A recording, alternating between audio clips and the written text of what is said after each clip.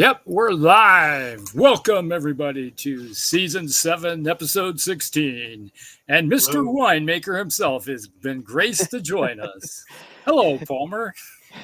Now you have to explain to me what that is.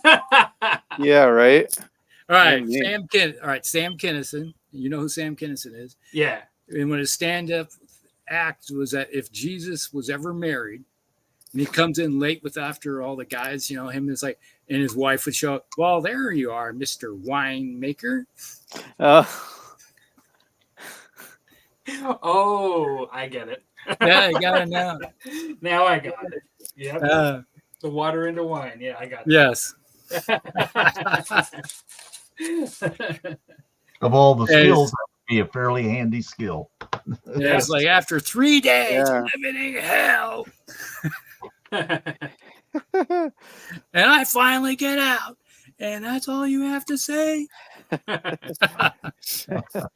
Oh, I love watching that. It's a shame he had to die. All right, everybody, welcome to the last episode in May. Over here. Oh yeah, yep. Yeah, and also, I guess, not really the end of this season, but our last kind of regular episode until we go to like the once a month until next season, I think. Yeah, I think that's what is happening. That doesn't sound too complicated. It will happen sometime, right? Yeah. All right. So, how's everybody been? How's everybody doing? How everything's going, or however that sounds like, right? Yeah. So far, everything's pretty good. I got a lot of stuff done. Yeah, I noticed that you had. Yeah, I just saw your post here this evening. I was like, dang. My comment showed up today, I think. Yes, it did. Yeah, that's one thing I did notice. You had commented on his video tonight, or not long before I did. Yeah. Because I was sitting there doing a little bit of stuff at my desk here, getting things ready, and I'd seen, there's a video. All right. So, yeah, I'm behind on videos. I'm always behind on videos. There's not enough days and hours, you know. Oh Yeah. Have you guys noticed how sometimes, like, some of the guys that you used to follow all the time, it's like when they post something, I have to go look for it on my list. Yes. It's so frustrating. It's like some guys, you know, it's like Fraser stuff. I gotta go look for it. I confirmed that he posted something, but it's all the way down, or I don't get notified. It's like, what are they doing? Because then every once in a while, I finally am like, I remember I used to watch so and so's videos or something, and it's like, I've missed like 5 of them, you know. So then you're trying to catch up. I have tons of people I subscribe to that I've watched a lot of their videos, and I don't get notifications, and then I forget about you know, going to look for it. Well, the other thing is that you could have click the little bell so you get notified, and you don't get notified. Doesn't matter. Yeah. And it's like there's the other thing that really irks me is that I'll get these people videos in my feed, and I was like, who are these people? And I go look at their channel. It's like, I have no idea who these people are. It's like none of their videos, like, people don't look familiar to me. I mean, I'm not that old, but that could be an age thing. Yeah, that's what I mean.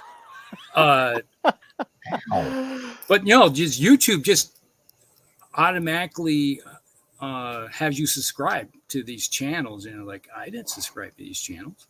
That's not one of us. That's one of them. How did one of them get into one of us? Yes. They're not musty. They're not doing cool games. Yeah, it's like just today that happened. I was like looking at my feed going, wait a minute. So is it that it subscribes you if you watch somebody enough? Is that what it does? I don't. Well, I think their analytics just automatically, it's like, you know, suddenly you got a channel that's got 50,000, 75,000 subscribers. Suddenly it just shows up in your feed.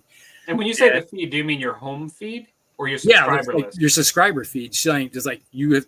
It's like I can see it's like suggested, because when at the end screen, when you finish a video, you get the end screen, you got all the boxes. You say you can click. It's like, that looks interesting. That's got an interesting looking little thing. I'll click on that sometimes and just see what that's all about. But no, it's in your subscription feed. It's like I haven't seen that. Oh yeah, I get that. I noticed that. I noticed that with motorcycle stuff. And so it's probably the same phenomena. Like I was like, did I don't remember subscribing to them, Yeah. But it's at large channels. Suddenly you're subscribed to large channels that you don't ever remember even seeing a video from. Did you guys get that YouTube survey recently? I get a survey all the time about stuff. Did you? I got one. I actually filled it out for the first time. Yeah. What kind of stuff was it? It was just like, what do you think about it as a creator? Like, would you recommend it? Like, what do you think about it? Is this easy for you? What is that difficult for you? Like, it talked about like money and like, stuff like that. I'm not actually monetized anymore. I used to be. Funny thing is, if I wanted to be, I wouldn't be eligible now. I was years ago. Now I wouldn't be. Yeah. What makes is it? Did they change the number of subscribers? You mean, or what? It's actually based on other things. It's more based on how many the viewership. Views? Yeah. Screw that. Hours of viewership that you get per month versus the number of subscribers. Yeah, it used to just be when you got to 1,000, right, or something. Well, there was a time. It was like I was monetized way back when I first got my channel. Because Palmer, you were monetized. I ended up getting monetized. I think I only had like 150 subscribers. Oh. And then they moved it to, it's like, oh, you got to have 500. I reached the 500, got monetized again. And then you got to be 1,000. And they just kept pushing it back type of thing. So I'm just waiting for the day where it's like, no, you got to have 5,000 subscribers to be monetized or something. Yeah, well. Anyways, that would not surprise me. Yeah. Would not be surprised. Yeah, I mean, it's interesting that they're asking the questions about it, but I don't know. Yeah, it's not like you make a lot of money anymore because there was a time I was probably bringing in about 50, maybe $60 a month, but now you're lucky if you make 15 because they changed. Oh, really? Yeah, they changed it how much you make, which there's large channels that, have like 100,000 to 200, 300, 500,000 is they started really complaining because they just took a hit. Yeah, because some of them are basically it's like their full-time job. Yeah, it's like they realized they were complaining. I can't do this again. It's like I got to go find a job now. Yeah. Oh well. Yeah, it's tough when they move the bar. Yeah, let's see what Clark said. Introduction of the YouTube I can't even say the word. Algorithm has been one of the primary downfalls of YouTube as a user-friendly platform. It encourages large channels, even if you only watch a small channel content. Yeah, which I'm seeing is that they're pushing the large channel just so they can get more views and people watch video because it's all based on the people watching ads, so they make money. And if they're well, and I've noticed too, like if you and just in your not in your subscription, but like your suggested videos and stuff. Yeah. Or if you just go to home, it always wants you to watch these, these either controversial topics or political, because they evidently those are the things that suck people in.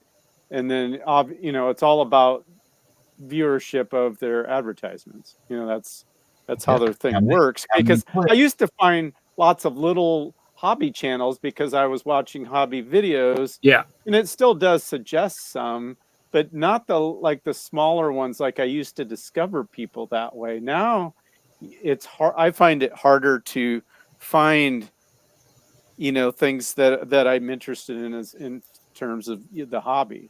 Yeah. It's than it used to be.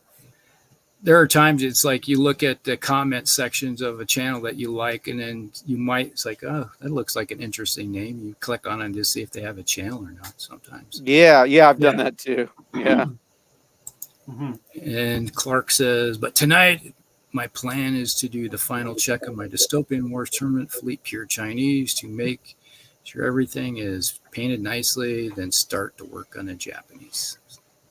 Oh, tournament, huh? Dystopian Wars tournament. That's cool. That sounds interesting. Yeah. I don't hear much about. I'm sure, obviously, yeah, they would, but yeah, it's not like we hear much from War Cradle about Dystopian War stuff. Yeah, only a couple channels I even have in my feed that do Dystopian War stuff. That's cool though. Because I love the look of it. I think it looks cool. Yeah, it's like when I first seen the Dystopian Wars miniatures come out of Spartan Games, I was like, oh, got to get some of that. I'm in. Yeah. Yeah, they sold it, right? It's a different company now. Well, they went out of business. Oh, that's what it was. Okay. Yeah, they did they picked up the IP for Halo, and they took too long after getting the IP, and they needed to pay the bills, and they weren't making. Yeah, couldn't make it work. Couldn't make it work, so they went out of business. They said, "Oh, we're going to do a Kickstarter," and they got a whole bunch of money in for the Kickstarter, and they basically took the money and run with the Kickstarter and ran off. Oh no! And then as soon as the money came in, deposited from the Kickstarter, then they declared bankruptcy, and it's like okay.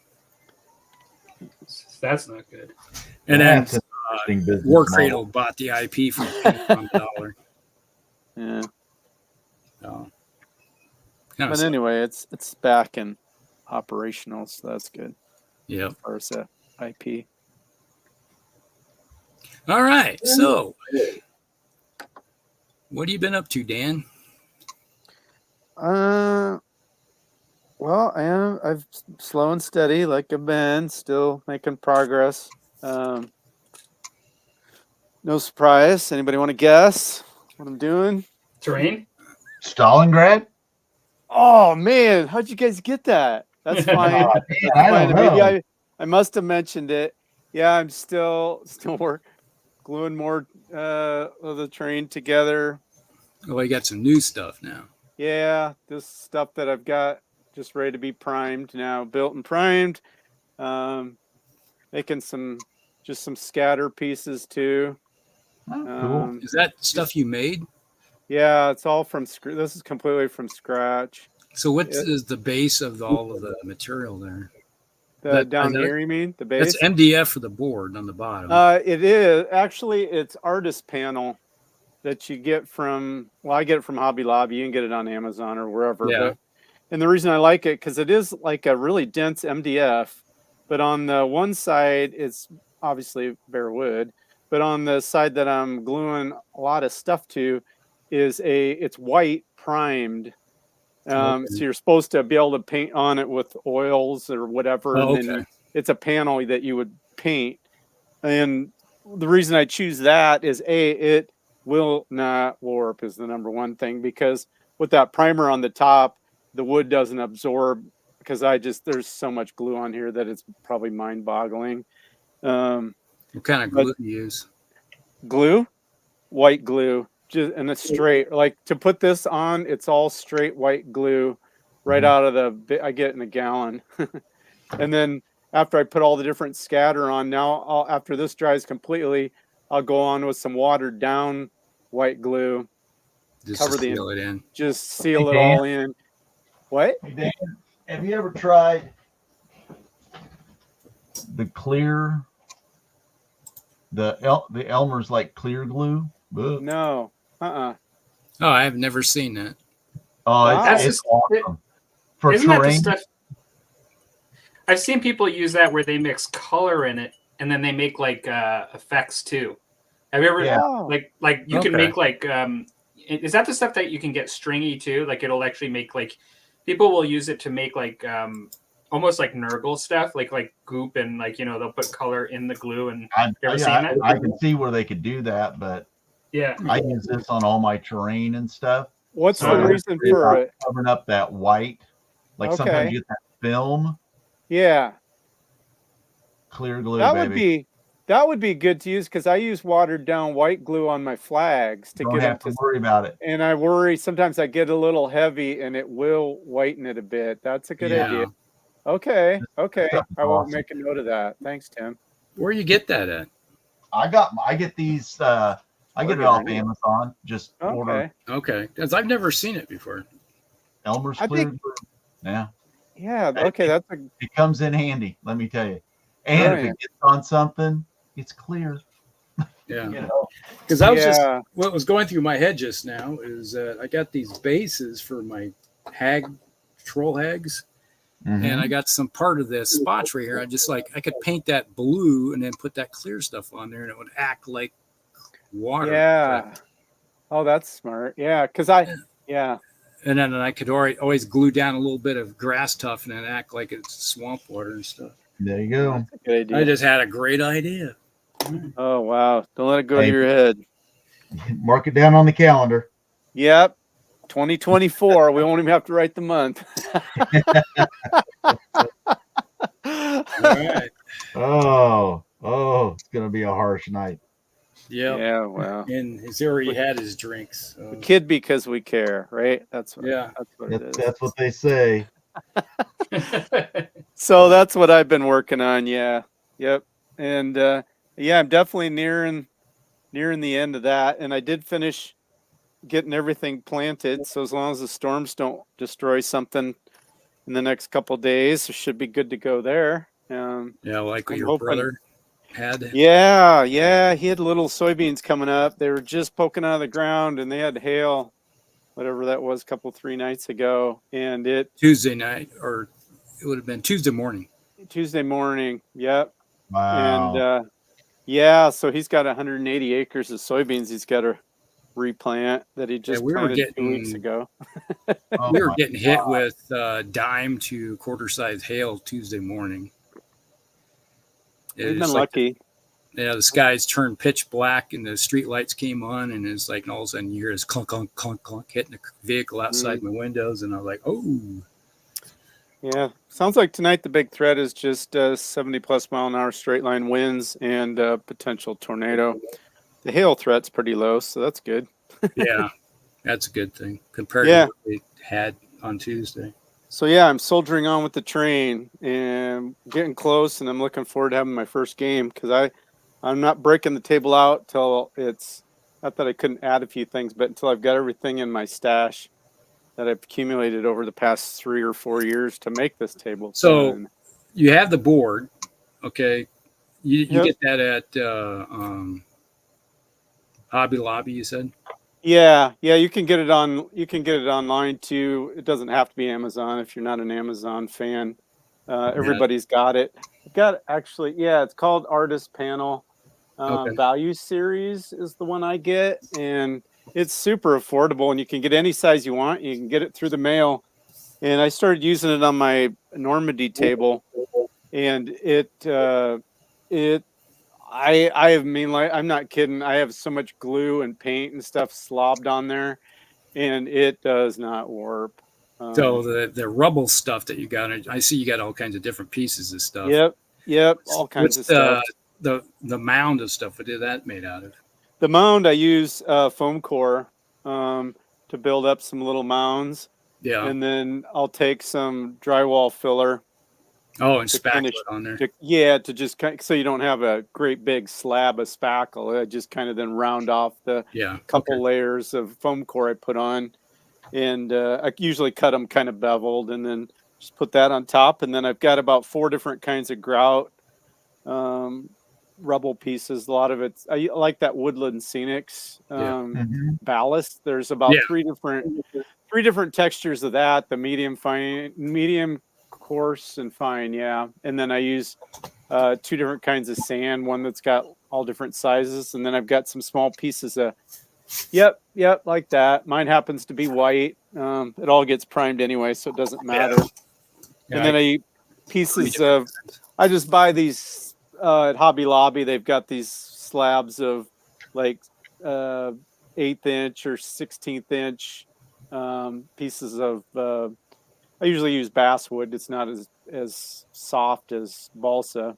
and make some planking, and then just snap them to put some wood down. Because the more different kinds of stuff you've got, it seems like the easier it is to sell. It just looks more real. And then on the one piece I held up, I used that corrugated paper that you can get at Hobby Lobby or Target might have it. Might be in the greeting card section or the kids craft section for a couple bucks, and it's almost exactly the right scale for corrugated tin. So I can mix that in the rubble, and then tore apart a couple old electronic things I was throwing out and just grabbed gears and all kinds of interesting little pieces out of the inside. One was a portable DVD player we used to have for the kids when we took them in the car when they were little. Hasn't worked. And I just unscrewed it and tore it. There's all kinds of cool stuff in there that looks like industrial machinery.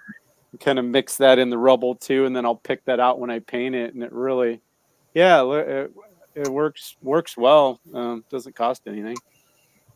So that's my strategy. But that's basically, other than what I just showed now here, I've got 2 more pieces that need glued down to the artist board, and get to the stage of the pieces I just showed you.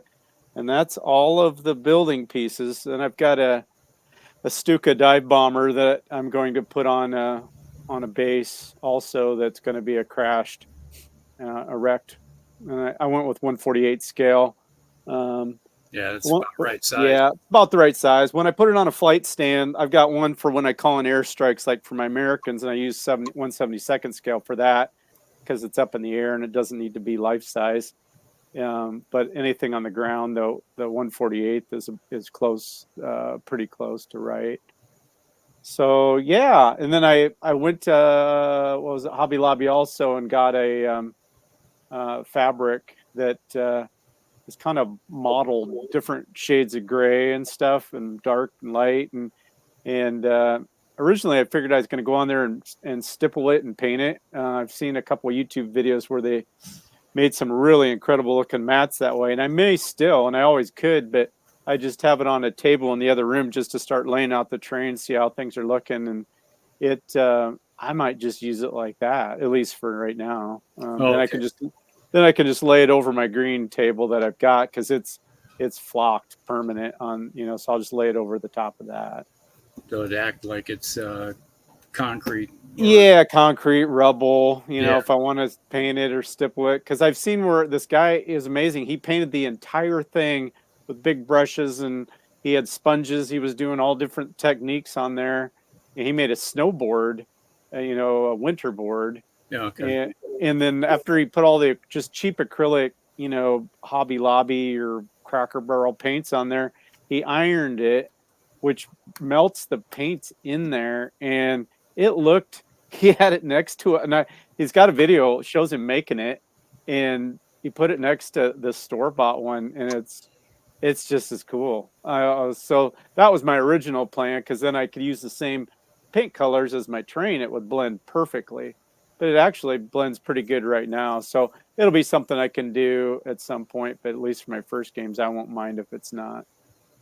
You've seen my brown cloth that's on the table there before. Yeah. It's like all I did was just laid it out on my car out there and took rattle cans of different colors, that's just like sprayed it, just blended and modeled it, and because it just goes in, and then it has more of a diffused look to it. You can blend it that way.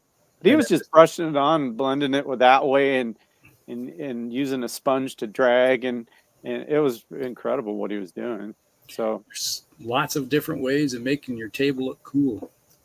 Yeah, cool and unique, because sometimes you watch battle reports and it's like, oh, those buildings are from Foreground or Sarissa, and there's that's from I recognize that gaming mat, which is cool, but I kind of want to have something that's unique that I made, Yeah, that's part of the fun. I just look at it. It's like, or else you're seeing stuff that that's Gale Force 9 buildings. Oh, there's another. Yeah. Well, and for a while, every bolt action table you saw it was Foreground buildings back before Foreground, of course, went out, and then all the other Sarissa got so big, and everybody else. But just the other day, I was looking at, there's a company in Poland that does MDF. Yeah. Trying to think. For terrain or something. Because I've looked at them before. But it's like almost $300 after you're looking at everything to get a nice tabletop worth of MDF laser cut stuff. Yeah. It would be nice because it would give you a whole bunch of buildings. Mm-hmm. And it's like I have some, you've seen some of the ones I got over here. They've been on the channel before. And I just regret I didn't. It's like at the time I bought them, they were like $30. I think I paid for them. Yeah. I just wish I had bought a whole bunch of it so I could just fill the tabletop with it. But I know that's always famous. I mean, everybody, I've done that too. It's like, oh man, I should have bought this stuff back when it was cheap or before they went out of business it's like, so many companies have gone out of business in the last 4 or 5 years, especially after the pandemic. Yeah. New ones started also, I guess, during that. It was kind of a good, bad, depending who you were. Exactly. Anyway, that's kind of me. So, yeah. All right. Still having fun. All right, Tim, what have you been up to? Oh, hold that thought and I'll show you. I'm holding. Well, hold.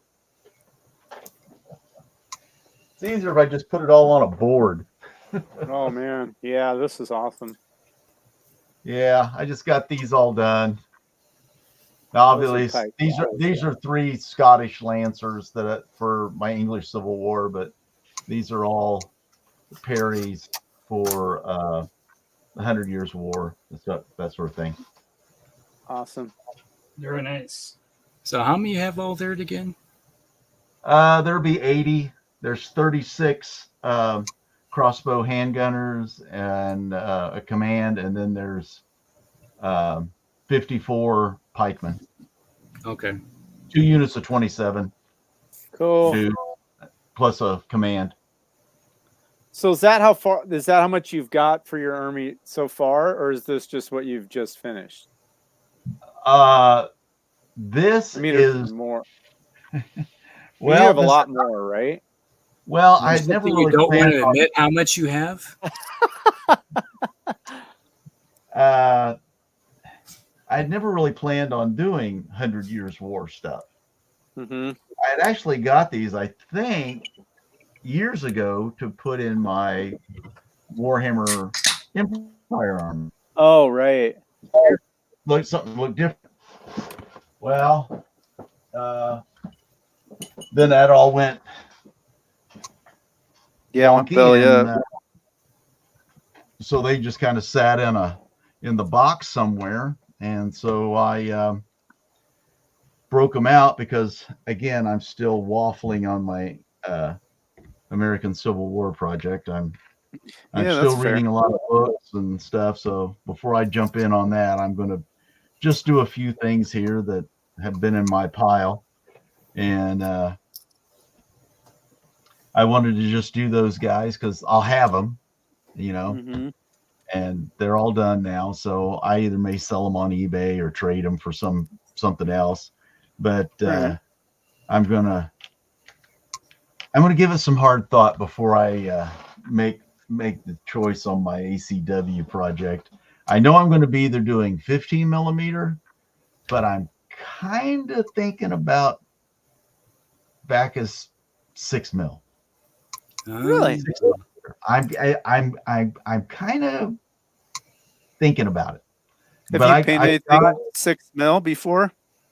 No, but I do have, oddly enough, War of the Roses, Lancastrian, and Yorkist forces in 6 millimeter. So I think what I'll probably do is do those first, get a handle on working with 6 millimeter, and then decide if that's what I want to do. Because 15 is the smallest I've ever done. I've never done any 6 millimeter. Not even sure how I would want to base them and what rule system, or something might be better than, because I do like Hail Caesar and black powder and all that kind of stuff. I like that rule set, but I don't know if 6 mil fits the bill. Yeah, gotcha. With that, if somebody in the watching knows and that sort of thing, I would appreciate that, because I don't know. I've never seen a battle report done in 6 millimeter with like Hail Caesar or stuff like that. So, but I have a massive battle, Napoleonic battle, that was in 6 mil. It was like a 20-foot table. Oh dear God! Yeah, 6 mil. Wow. Yeah, you do the whole battle that way. That's like a 1-to-1. Yeah. Yeah, it was practically that way. It was huge. Wow. Huh. 6 mil. Yeah, I can't. 10 mil is like insane. I've never even seen 6 mil in real life. Well, I was looking at doing 6 mil in Ancients for that game that Frazier was playing with the cards. We've talked about it on the channel before. Dan, you talked about it. Yeah. The Strongest? Is it called The Strongest? Yeah, that's what it is. And I'm still kind of interested in that, actually. And I really like the look of, I love the look of 6 mil on the table, because it kind of makes me feel like I'm up in a helicopter above the battle. Like, you know, like it really, it doesn't have detail, but it lets your imagination fill it in a way that makes it look really good. Like, I don't know if that's hard. It's hard to explain, you know, but it looks good. So do you feel like 6 mil does something that 10 mil doesn't? I mean, well, I don't know that. I don't know. That's what I didn't know. Okay. Yeah, that I don't know, but I do know that I've seen some of the smaller scales, and that was kind of my impression. Well, and I was thinking about 6 mil. Gotcha. The epic scale for Warhammer Epic, Space Marine, that's 6 mil. So, right, I've never seen that in real life either. yeah, Palmer has a bunch of it. Yeah, I would imagine. I guess I've seen they did Adeptus Titanicus, and they went higher in scale. And what was it? It went to 10 mil. They went to 10. So then I guess that's a bit of a comparator. Yeah. You know, I think I could only guess with Ancients, though, that probably to some degree, you're just getting more of what you're going down for, where 10, you're just retaining a little bit more of what you like. You know what I mean? As far as that's okay. Potentially the detail. That's the only thing I can think of. Certain games, it's going to affect the size on the table, because even the difference between 6 and 10, you know, could make a difference depending on how big you're going. Yeah, there's a dramatic difference between 6 and 10. Yeah, that was my question, though. I was just curious why 6 and not 10, or you know, or what if you had a reason why that was particularly intriguing. Well, one, storage and financial. I mean, you can just buy a veritable shit ton of 6 mil for next to nothing. Is that a metric measurement? I haven't heard that. Yeah, that's a farming measurement we use here in Indiana. Yeah. Okay. What? Well, yeah, and because I mean, every time you go down in scale, it's like, wow, I can get a lot more of these for that money. Because, you know, 15. Because on my ACW, I'm looking at them right here. I bought some Pendragon 10 mil, and I bought some 15 millimeter from Old Glory 15s to kind of see because I'd watched videos of people doing it in both, and I was like, both of them looked super intriguing. So I just kind of wanted to see, when I saw them in my hand, what I thought. Yeah. Well, and another thing is for games and stuff. I got a 8x4 table at the most. If I put the extension on it, most of the time it sits up as about 6x4. And with that, with 28 mil, if you're going to do a fairly good sized game, you can really just concentrate on one flank of a battle, unless you're using really small units. And it doesn't quite look right. You know, a lot of times it's like, if you had a bigger table, I'd have to have a 20-foot table, you know, and at least 12 minimum. Yeah, at least. for that. And so normally, a lot of times, what I do is I'll break the battle down into, right, center, and concentrate on that sort of action, because then you can bring, your divisions can be larger, and yet, it kind of fits in the mind that this isn't the battle, but this is an important section that you're working on. Yeah, and I know what you mean. Yeah. Mm-hmm. Yeah. So sometimes that's the way my mind works, which is faulty at best at times. So, and so I was thinking, like, with my 6, if I wanted to do the entire thing, I think 6 mil would be the way to go on a 6x4 or 8x4 table. Is Bacchus about like your only choice, or is that an obvious choice, or what? No, I just never had. I'd heard other people talk about them, and other people have used them. Okay. And so that was the only reason why I chose them. Gotcha. They're a pretty popular one for that scale. Yeah, they're very popular, and and they look good. They look really good for that small. So we'll see. I want to get into that a little bit. I'm going to finish this little project up. This is actually going to be for my games, the fantasy, Warhammer Fantasy. So I'm working on some generic, just some spearman types. I had these bodies and arms and stuff of Dark Age stuff from Warlord games. I just had the sprues, no heads, no weapons. Well, I've got plenty of. I got bottles full of heads and weapons and stuff. So that's not the issue. The thing is, it's like always, I need the left arm.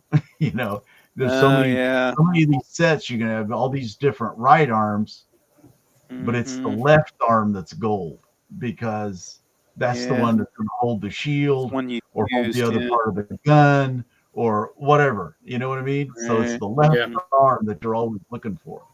I sold a bunch of Skaven stuff, bits and pieces, because I had so many of the left arms in there.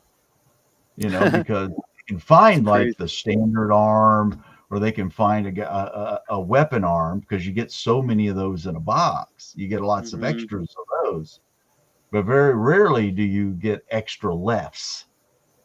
And so to have a left arms, see, that's one of those little quirks of the hobby. Yeah, I it's just like the hot dog and the hot dog bun selling the different side, different amounts in the. It's intentional. On the sprue that I'm working on, there's only like 4 left arms, but there's a gazillion right arms. Mm-hmm. So that goes to show you the importance of that left arm when you go it's always that you're looking for something, and it's like, God, if I just had a left arm, I'd have a complete model. Yeah. Or you've got a left arm, but it's got a short sleeve on it, and it's just. And the other one's got long. Yeah, you can't use it. Yeah. That's funny. Well, I have. I actually have too. In an act of desperation, I'll use anything. But I've been known to clip the bow off a guy, his left hand, just so I just the left arm that I can use. Yeah, the all-important left arm. That's great. Or else you get the ones where it's like a lot of times they always have some type of weapon. It's like the Orc and Goblin box set that's sitting right there.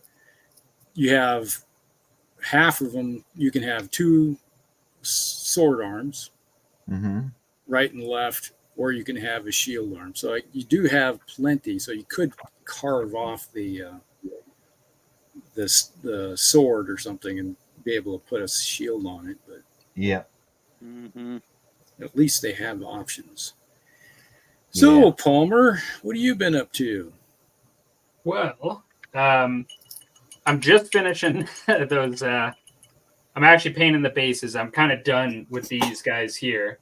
I showed these guys before, but these are just my savages. Like, yeah. So I have these guys, my savages, which I don't know how well you can really see right now. That's not too bad, actually. Pretty good. But I have 10 or more of those that I'm just completing. I'm in the process of, I'm going to probably do some black orcs next. I'll show them on the show, but I did do a trade recently, and actually because I was trading Bretonians in particular, I had elicited some advice, or reached out to Dan prior to doing it as well. I just to kind of show on what I was working on as far as what I was getting. Mm-hmm. This was the guy that I wanted the most, and I know it's probably hard to see some of the detail in his face, but he's that savage orc that has the wood and the feathers on the top. And I really like this model, and I think he'll be really great for the savage theme, next to my savage orcs and spider rider goblins and arachnarok and things like that. Although I'm also doing the black orcs. And I actually ended up getting a bunch more snotlings, and I got Grim Gore. Yeah. I got a pump wagon in the box. This is Grim Gore, but he doesn't have his head on him, but he's the one that's holding the big axe. Over here is the big axe, the head, and then he's holding like a head with a knight helmet, I guess. I got him and some other stuff, like a old ogre and some things just to make it kind of fair, the trade. And but yeah, so I am actually I'm working on, this is kind of a secret, although I don't think my oldest watches the channel, so I don't think she'll see it. But I am working on a 3D print for my daughter, and so I'm kind of, I'll show it maybe later, but it's when I'm closer to getting it done. So it's a large model figure, and I'm going to paint that up. And so I've been working on that just because she just came home from college. She had a good first year, and I wanted to do something that she'd like. It's kind of just what a good dad. Yeah, that's fun. That's good. Kids will love that, though. That's kind of like what I do for my daughter, is always painting up large figures for her. Yeah, I remember you were doing like Song of Ice and Fire, Game of Thrones stuff, and things like that. Cool. And so and I actually have this guy who I 3D printed, and he's going to be an orc. He's an orc, black orc boss. He's quite huge. Big. Yeah, he's on the correct base. This is the correct base for. I actually had to downscale him actually to get him be able to fit, but he's still on the correct base for Old World, and then like this is him next to the Savage Orc boss that GW has. Good lord. Yeah, it's a big, a little beefy. So he's sort of like the guy that comes in for the greater than 2,000 point games, I guess. I don't know. Yeah, right. He's like the WA. He comes in when the WA happens. There you go. But then beyond that, I played a game of Saga last week, and I played a game of Old World last week. Yeah, and so that was good. I played against dwarves with my beastmen, and then I played Saga. I played the Scottish, the Scots versus the Vikings. And so what'd you think? Getting we talked about that last show. Getting rules set you haven't played in a while back. What'd you think? Yeah, it was really good. I really liked. I really enjoyed reading through the book again. It gave me a big appreciation. After not doing it for a while, it was a big appreciation for the game and this game in particular. But I guess in a general sense, when we're talking about doing that, I like the fact, I guess it depends on the person and how much you retain. But I haven't played this game in at least 6 years, I'd say. It was before COVID. And so, and it was actually perhaps significantly before. And if you have a game that you don't stop because you don't like it, because there's no reason to go back if you don't like it. But if there's a game that you really like and you've kept for that reason, and you haven't played it for that long, then what happens when you play it again, in my experience, is you sort of get your whole investment back again, in the sense that you actually realize why you liked it so much, and it feels kind of new again. Yeah. Because you haven't been playing it. And in some ways, you actually get that for free. It's like another ride on the roller coaster you weren't supposed to have. You know? And so that, you know, I did do a video recently, I think, on Saga, and I think I touched on a couple of points like that. But basically, that would be my kind of major summary, you know, just like that. Yeah, like it was good in that sense. So, and I'm kind of looking forward to, it got to me thinking about it again, you know, and stuff like that. Probably in a way, that's why I enjoy bolt action so much, because I don't get games in. I mean, like sometimes it's literally 6 months or before I get another game in, 6 or 8 months. And so each time I play it, I'm like, oh my gosh, I love this. You know, I haven't explored every corner of it yet, you know, so if it's something you truly love, like you say, get it coming back to it is almost like playing it for the 4th time again, where you're just really in the honeymoon phase all over again. Yeah, absolutely. My drink tonight, I actually Stellar for the occasion of having a there you go. 2 of them, the last not the last show of the season, but because, like, as we said, we'll continue throughout the summer a little bit, but for the last regularly scheduled 2-week show, I've got 2. Oh wow. Hey, you got 2 hands. That's right. All right. It's like double curls. It's not like what I got here. Got 12 ounces. That's right. And I saw that Chris jumped in. Yes. Walkabout Games. Yep. Hey, said, Chris. Howdy ho. Hello, Chris. Welcome aboard. Will. All right. So you're working on those guys tonight then? Yes, I'm actually just painting the bases. And then if it'll dry, I'll put some washes, but I plan on, I'm not sure. Otherwise, I might throw some epoxy sculpt on this orc while we're just talking and do some stuff like that. Where'd you get that file at? For the orc boss there. It's not a free one, but you know, talk to me. Oh boy. So no, just if you're interested in it, you know, yeah, just let me know and yeah. But it is having a bigger boss might be nice. There. Yeah, you know, like the cool thing about him is that I think he looks pretty good. It's a lot of detail, and yeah, he comes out big. Like I had to just downsize him slightly, but like you could actually at his normal amount put him next to Age of Sigmar orc. You know, like the big guys in the armor and stuff. But I think he's going to come out pretty good, you know, for this. It's a pretty nice file. So, oh, you know what? This one is free. I'll get you the link. I thought it wasn't. I paid for something else recently. This one is free. So I'll just get you the link. Okay. Just put it in our little feed. Yeah. All righty. Well, let's see. I guess it's my turn. Yeah. Well, obviously, if you're watching my channel, you've probably seen the video. I put out the other all the stuff. Yeah, yesterday. The large amount of models. Yeah. Let me see. Saw it and I haven't watched it yet. Yeah. Guys, I got these 30 orc boys that I finished up. Mm-hmm. Dang. Yeah, it only took me a little while. They're Citadel design games.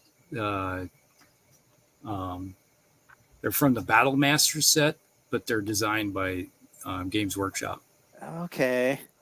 So that was the thing that people don't realize is that they're actually official Games Workshop miniatures. Mm-hmm. So if you ever see a Battle Master set and you look at the miniatures, they're Games Workshop. And it's like when you cutting everything out because they come on sprues, just like you would normally see in a game. Mm-hmm. So there's 30. So before you call the tournament referee over and start pointing at your opponent and starting to question, that you just know that they are games. Yeah, you better do your homework. Well, that's the thing. It's like every time I used to go over to the Games Workshop store, it would play over there. And it's like, well, you got to use official Games Workshop miniatures. I was like, look at them going, how old are you?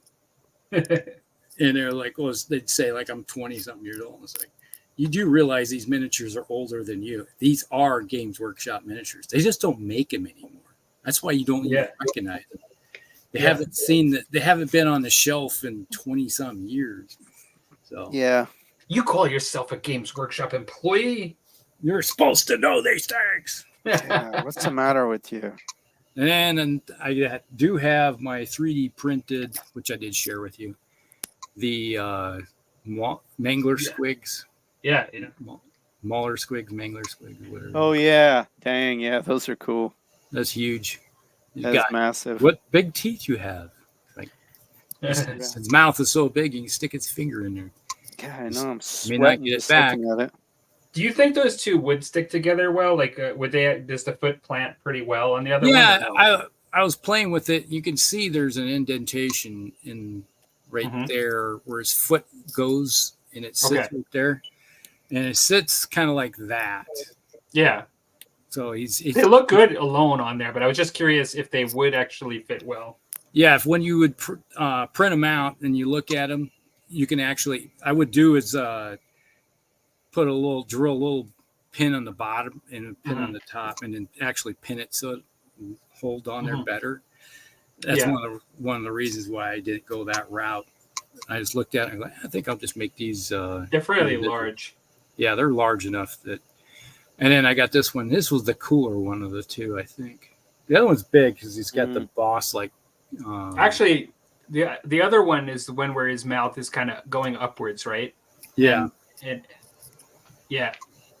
I think they're both really cool. To be honest, this one's got more dynamics. This is more dynamic because he's bounding. This one is he's pretty menacing. All those teeth. Yeah, and then when you got the boss looking goblin on the top with the lance, so that could be a boss. Yeah. Riding a giant squig. What big teeth you have. Yes. And then this one, obviously, he's an armored squig. So he's got. Okay. So he's got plating and everything, armored plating on him. Is that really a thing in the game? Wow. They're all pretty vicious. Yeah. I think. Can you imagine? I hate to be the goblin that's putting the plate on them. I have to take a look at the book, but they think that equivalent of light armor or maybe heavy armor. I don't remember. Okay, I was just curious. I had never seen that. I mean, I don't know anything about it. Tough. They're very tough. They got a lot of. I think they have enough wounds on them, and they do come. They move 3d6. I'm fact checking as we speak. Oh, you are looking at the book? Thank you. Yeah, we don't want to be spreading misinformation. I'm curious now. While you guys talk, I'll just look it up. I'm and then I'm starting. This is what I'm working on tonight. Here's my troll hag. Mm-hmm. Oh yeah, and is that that's 3D printed? Yep. Okay. Yep. And then you compare it to a normal troll. That's the scale of the troll. That's a troll. Oh man. And then if I hold up the orc boy next to the troll. Oh wow. You can tell the size, how big. Yeah, holy moly. Because you look at the scale of her compared to, she's like 100 and maybe 100, 110, something like that. That's how tall she is. Okay. She's pretty big. And I got 2 of them. Cool. They have scaly skin that counts as heavy armor that comes with their profile. Oh, okay. Right, it's heavy armor, so they that works. Just curious if that was an option to take. Yeah, so then I got a whole bunch of these are the river trolls that I got. I'm gonna be working on. Yeah, those got a lot of detail. Then there's the rock trolls. They got 13 rock trolls and 10 river trolls at the moment. And it looks like they're going to be painting up pretty quickly. Nice. And my drink of the night is Belvini 12. Still, still in the case. Has never been opened. I heard the vacuum pressure of the cryo chamber. Yeah. Stasis chamber. Tabs. Oops. Come on. Last time I opened one of these things, it cut my fingers open. Well, I don't want to send you back to the hospital, Rusty. You better be careful. Yeah, tetanus. Yeah. Or worse. Ah. There it is. Release the Kraken. That was pure anticipation. Yeah. This is the nectar of the gods. This is my favorite scotch. That's what I was going to ask. Yeah, it's like I love this stuff. This is good. Every time I get my hands on it, it's like this bottle was a gift from my friend who owns a trucking company here in town. So he gave it to me. That was my Christmas gift. It's a nice friend. Yeah. Cheers, everybody. Cheers. That's strictly medicinal, right? Oh, yeah. It's medicinal. Very nice. Self-medicating. Yeah. As Palmer would say, smooth. That's right. Smooth. Oh, Lordy.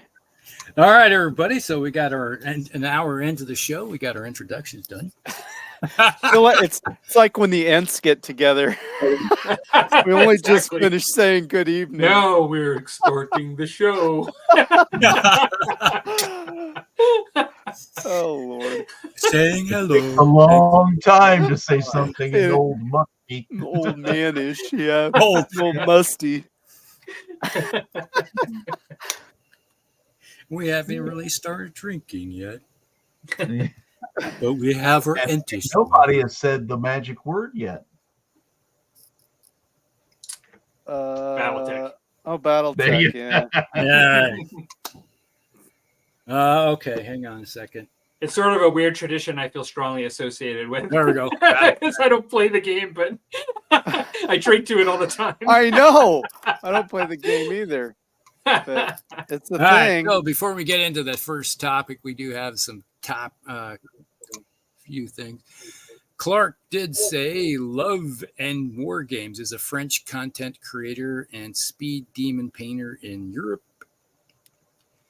They both do dystopian wars content, and there isn't much on YouTube. War Cradle is releasing models monthly. Yeah, I've follow all the time with War Cradle's release schedule, and I look at because Nick from what's his name? His channel, Nick's content. He just did what do you call it? A French fleet, which was pretty cool. Okay.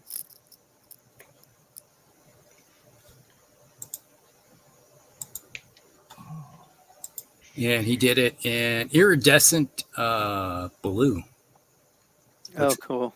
Yeah, so it's kind of a metallic iridescent blue. It was like really fantastic looking.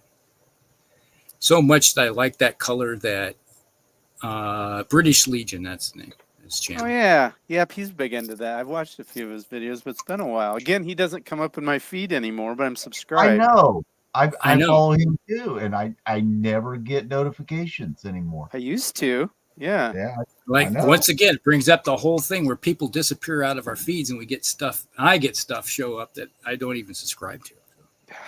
Bastards. Yeah, but if you get a chance, look at British Legion's. Thanks for the reminder. His Vauban Battle Fleet showcase. It is a fantastic looking fleet. So much that I looked it up and I have it in my Amazon basket right now, cart waiting to be purchased, along with some ham radio equipment stuff. But other hobbies, yep. There's my other hobby. So, all right, let's see. We had Chris popped in and said, "Hey, howdy ho, everybody." That does not sound suspicious at all, there, Palmer. Yeah, right. Give me a call. Yeah, it's like there's so many classic battle masters. Yeah, it's like they were nice little models. They weren't really elaborate, but they got the job done back in the day. Yeah. And I have a whole bunch of them, because I think we bought like 3 or 4 boxes of the Battle Master boxes back. We got the Battle Masters boxes before we had Games Workshop models show up in town. So that's why we filled out our armies that way. And Chris said I had 6 Battle Master boxes. That's how I built 3 armies. Yeah, that was. You got Chaos, you got Orcs, and you got Empire all at once. Wow. Yeah, well worth it. Yeah, I've seen people make Bretonians out of the Emperor Knights, basically. Oh, Chris must be referring to the Troll Hag. That's my ex-wife. Zing. Zing. Yeah, I can sympathize with that one. Yeah, and then Chris said British Legion. There you go. Yeah. I had to renew my sub. I had a ton of disappearing on my YouTube. Yeah, that's the thing, is that you got to watch YouTube, is that stuff just disappears out of your feed. And if you don't watch them, I found that if you don't watch a channel often enough, they kick it out of your subscriptions. I haven't seen anything go out of my subscriptions. It just doesn't come up in my feed. That's kind of what happens with me. But I mean, maybe I have lost some, but I didn't know it. I do subscribe to a lot of channels. Yeah, it's like it's like, how many do I have? There's several. There's over 1,000 subscriptions, I think I'm in. I got a question for you guys, because I have to wait for paint to dry. Waiting for paint to dry. It's like waiting for grass to grow. That's what it sounds like. But I just opened these guys up, like while we were talking, just to clean these up a bit. Okay. That's the next project. Black Orcs. Those metal? Yeah, they are metal. And that's my question. I've seen this before, and I don't think I've done anything special for it, but these guys have like a orange kind of look. Yeah, I've seen that. Yeah, on the white pewter. Like it kind of has like a yellowy orange spots. Release agent. So I just need to. Is it release agent still? Oh yeah. Like these are like really old, and so I need to wash. It doesn't go away unless you wash them. Okay. It's going to be on it. Yeah. That's why all the metal miniatures I have, I always just open up a little tub of simple green, and I just throw them in there for a couple hours and let it clean, and then wash it off and let them dry. Okay. So then I should just do that. Actually, I'm gonna work on the mold lines a bit tonight while we're talking, but I'll just throw them in there before I paint them and prime them before I prime them. Yeah, all you have to do is when you're feeling that, you feel that kind of a slick. It's like talcum powder equivalent that you feel on your fingers. It almost looks like they have a sunburn. Yeah, it's probably something. How old are those things? I mean, they're probably 20 years old. Yeah, so it's or more. I don't know. I'll have to ask them. Ooh, this smells even better now. It's opening up. These are not ones that I just bought from them. Like these are ones that I got from somebody that, like 5 years ago, that was no longer going to use them. It was before Old World, and yeah, they're pretty old. Yeah. Yeah, because I remember those are from the 90s. Yeah, because I've had some with that yellowing, and it's just, I wasn't sure what it was. Like Rusty said, that's probably right. I just washed them, and I didn't have any problems. But it doesn't come off, right? It doesn't come off when you wash it, does it? The color? Mine The release agent should. It does? Its coloration came off of mine. Okay, good. That's good to know. Because if I actually paint them now, then it'll end up bleeding all over the place. Like, the way paint just sort of scatters on the release agent. So that'll be bad. Well, that's where you got to put about 5-6 heavy layers of super heavy primer paint, so they become black blobs. It's encased, yeah. Guarantee you won't bleach out then. I think I'll try to just get it off. All right, guys, we got some topics tonight if you want to discuss them. Fire away. Bring them on. All right, which one? Well, since we got Chris in the house, let's see. It's like, how many subscribers do we have? We've got 2 watchers right now. Watchers in the water. Watchers. Okay, we have first topic will be new or old rule sets. I think this is your Dan, isn't it? Yeah. Oh, yeah. Yep. New or old rule sets or game editions coming out or came out that you are looking forward to playing or on your radar. Yeah, because I was thinking about that. Because I do have a few things, which now I'm trying to remember for sure what all of them were. But the one, I don't know why, call me crazy, and I don't know what the reason is. This game intrigues me, but the Wars in Oz game intrigues me. I'm in their Facebook group, and it's very active, and they're coming out with new stuff all the time. Like Wizard of Oz? Yes. The premise is, if you're not familiar with it, is it's set loosely in the land of Oz, but it's after some sort of a cataclysmic event, and so it's there's some of the stuff is kind of mutated, but basically, to cut it down to the quick, it still has all the races. Like if you've read the Wizard of Oz books by Frank L. Baum, there's a series of them, and of course watch the movies, but they've got all these factions, and it's a large tabletop battle game, and it's essentially black powder, horse and musket. So it'd be like a Napoleonics thing. My only question, Dan. Yeah. Do they have flying monkeys? that was thinking. Tim, they do. 10-4. Right. I'm in. Yeah, I'm in. Flying monkeys. I'm in. They've got everything. Old Glory does the miniatures, so it's all in the U.S. So you don't have. There's not. It's available overseas too, but a lot of the times these more niche games are in the UK, and then they're harder to get here without a bunch of shipping or whatever. But right.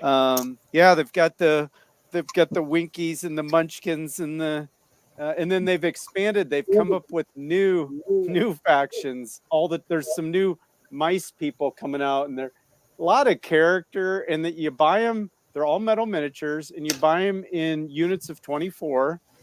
And it's essentially it's a black powder type of a game, but it's and like all the terrain. I mean, to me, it's like cool because, and you base your figures on like 40 mil square, MDF or plastic or whatever, and make these units. And the terrain is like people are going to these like, junk shops or like.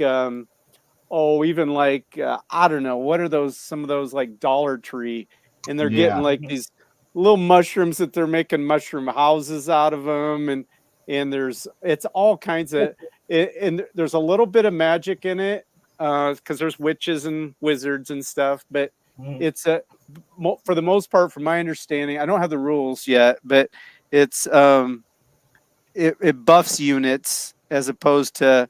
You're not striking out. It's not a game changer type thing. Okay. And there's allies you can add to your forces too. So you can have, there's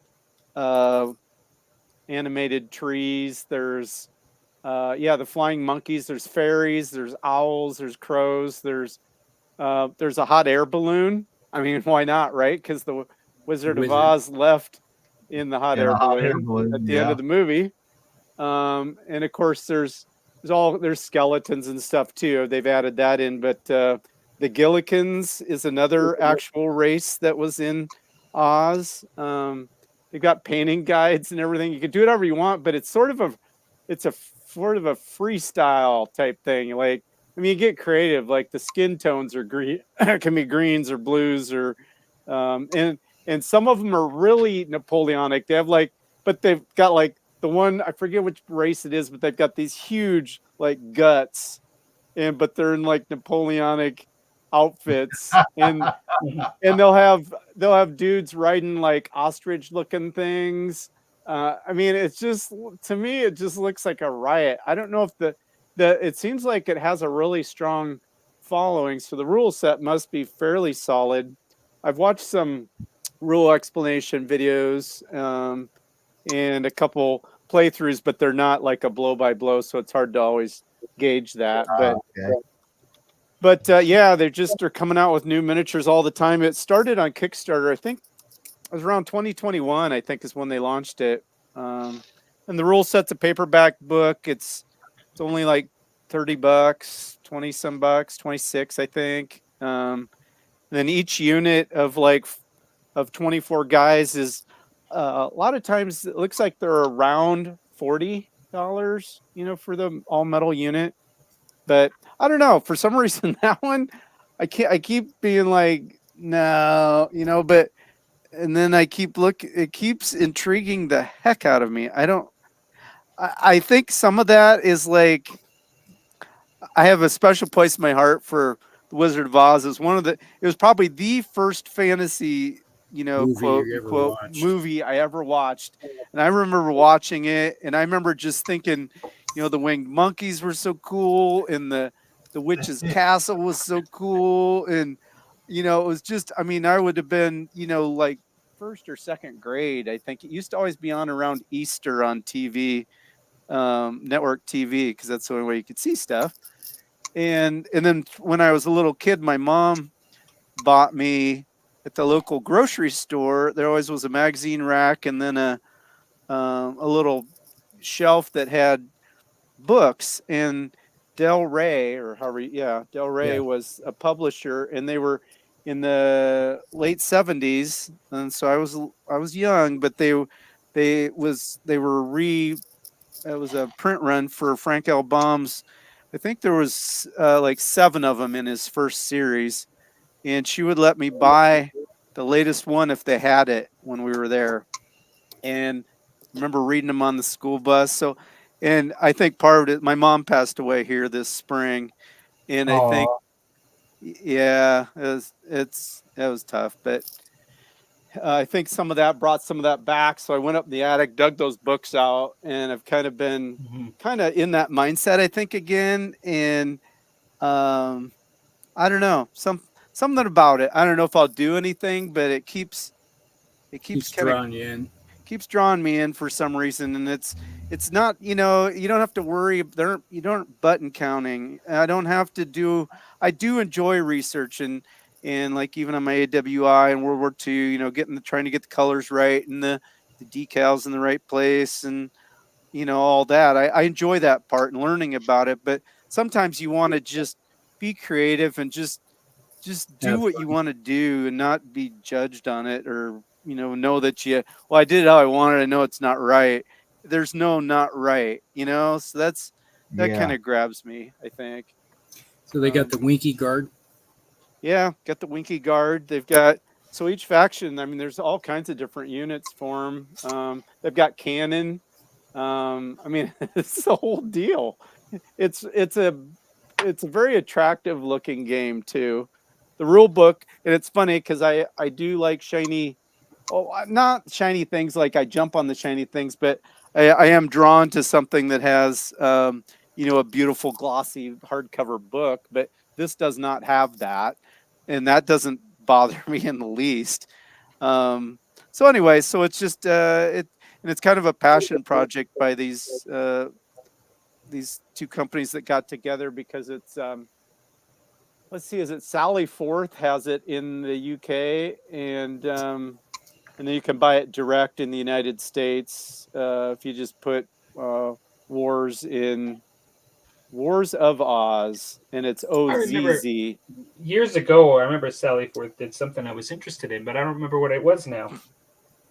Yeah, they do a bunch of kind of niche things. It's another the guy, I can't remember his name, but he really his projects are always passion projects.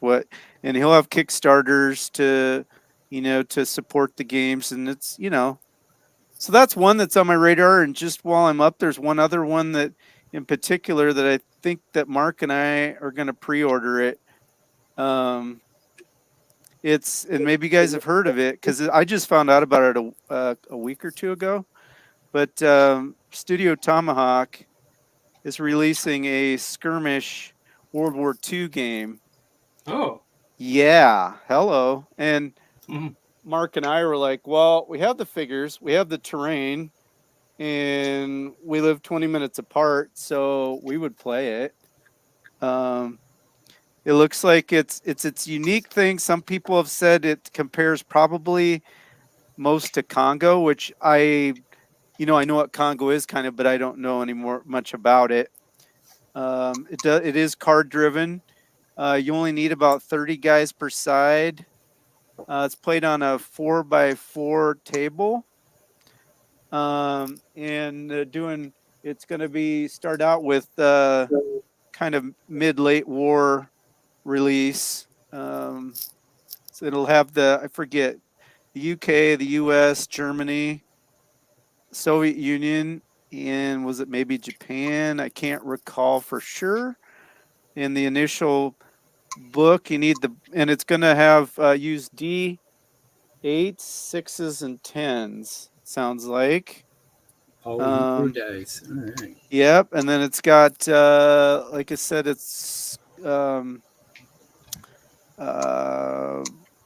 it's card driven, sort of like muskets and tomahawks. It looked like. And the card shows you what you choose which card to play out of your hand is how this actual one will work, which is, I know, a little different, but and then it's hard to find a lot of information about it, but they're taking pre-orders now. Badger Games in the US is taking pre-orders, and North Star in the UK is doing pre-orders. And it's supposed to ship the end of June. So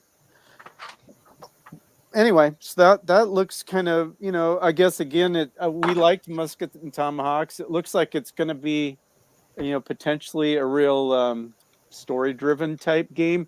Looks like it gets in deeper than like bolt action and maybe more realistic. It might have, looks like you've got different levels of disorder kind of within your unit, your squads. And like I said, just like they're saying around 30 infantry per side and up to 1 or 2 vehicles per side, but those are usually scenario driven. It sounded like if you had those. But anyway, we thought that's something we would definitely do. And that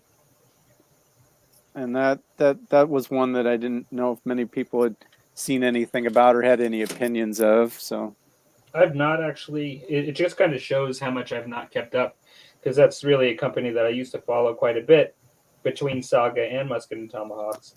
I guess one of the questions I would ask, because it sounds like it might be a slightly smaller engagement, but yeah, it is. But sounds what have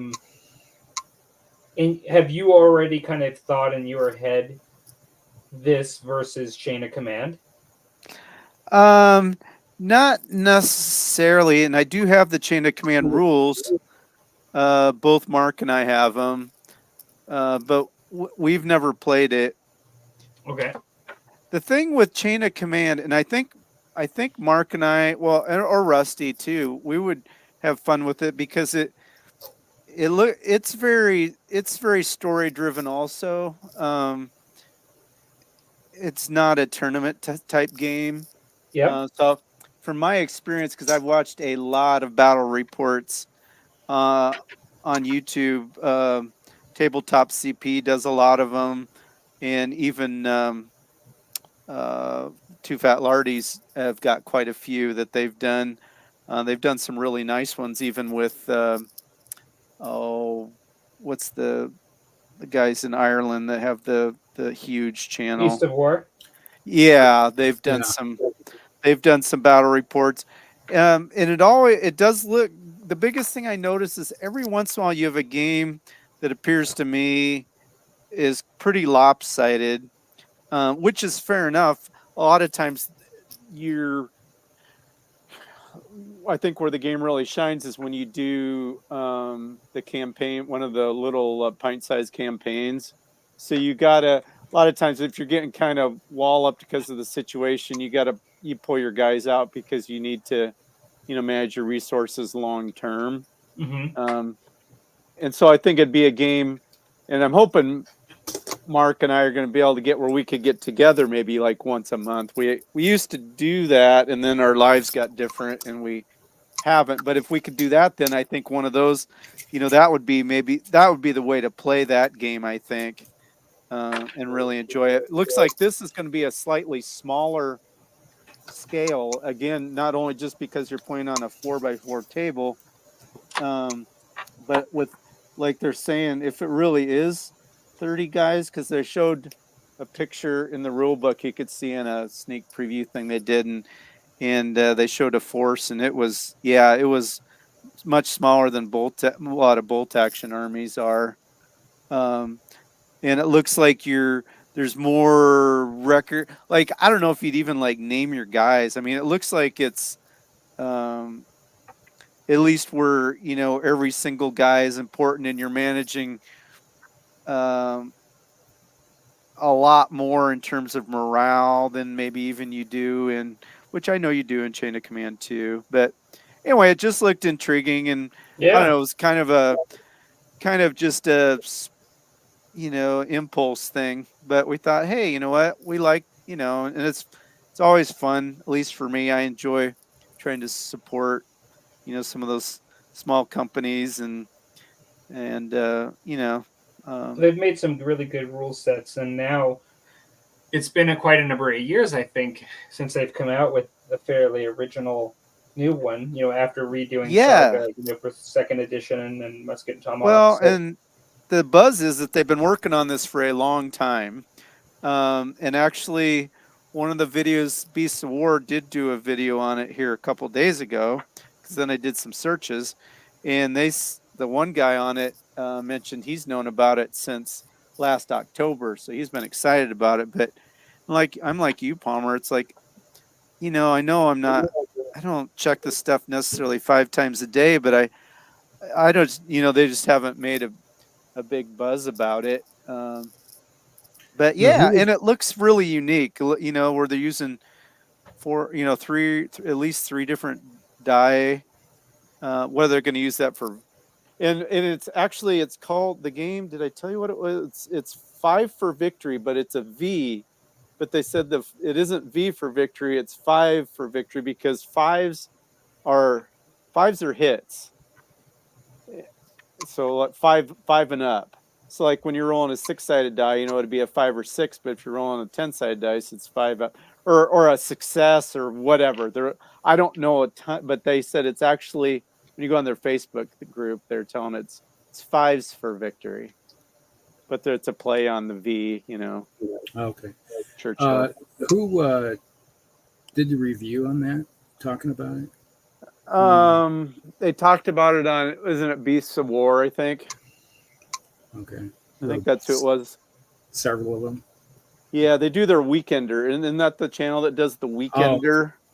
It was on the Weekender? Yeah, it was on the Weekender. Yeah. Or is it on tabletop? On tabletop. Okay. OTT, yeah. Yeah. That used to be Beast of War. Yeah, okay. There, I was going to say, I was thinking it was, it used to be Beast of War. You're right, Tim. And they have a segment. It was one of the ones they've done. I can't remember if on the video I was watching said 11 days ago or something, but very recently. So if you should be able to find it. And actually, I think I just searched 5 for victory, and it came up. Yeah, because I started 2 weeks ago. I watched one of the Beast of War Weekenders. I used to watch them all the time when I was doing my workouts. Okay. But I used to watch them all the time. I don't know. I've had a lot going on, so I just haven't seen as much YouTube as I used to. And when I do, I have it on while I'm painting, and I catch the Plastic Crack podcast, or I'm catching up on everybody's videos, and then I can't comment because I'm painting. Yeah. I know that's annoying, isn't it? Yeah, so I'm over here trying to type, and then it's mistyping, and I'm like, oh man, then my paintbrush dried out on me while I was doing that. Like, right. Gosh dang it. But I feel bad because I want to comment. So I usually hit the like button. I always have it small on my screen so I can hit the like and keep painting. Yeah, and I've got other ones too, but I'll let somebody else, if you've got some other people we're talking about, because it's fun to hear about some of these, a little bit more. And of course, last one I will just mention is 3rd edition Bolt Action. I am actually looking forward to that. I mean, not anything,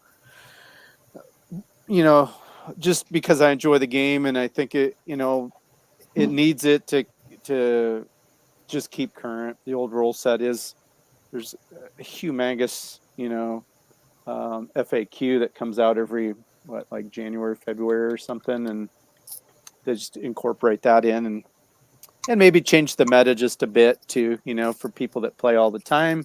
I think it keeps it fresh as long as they don't, it doesn't sound like they're making major heavy duty changes to the system, but some things that might make machine guns more usable, or tweak Tiger Fear, some of those things that just drive people nuts.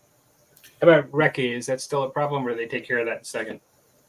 I think Recce works fine in second. Mm-hmm. I don't really have. Yeah, I'm good with that. I think the biggest thing. I know people complained about how powered it was. Yeah, that got addressed. It sounds like they're keeping the templates, which I like. I think it plays better that way, more realistically. Not that it's a realistic game at all.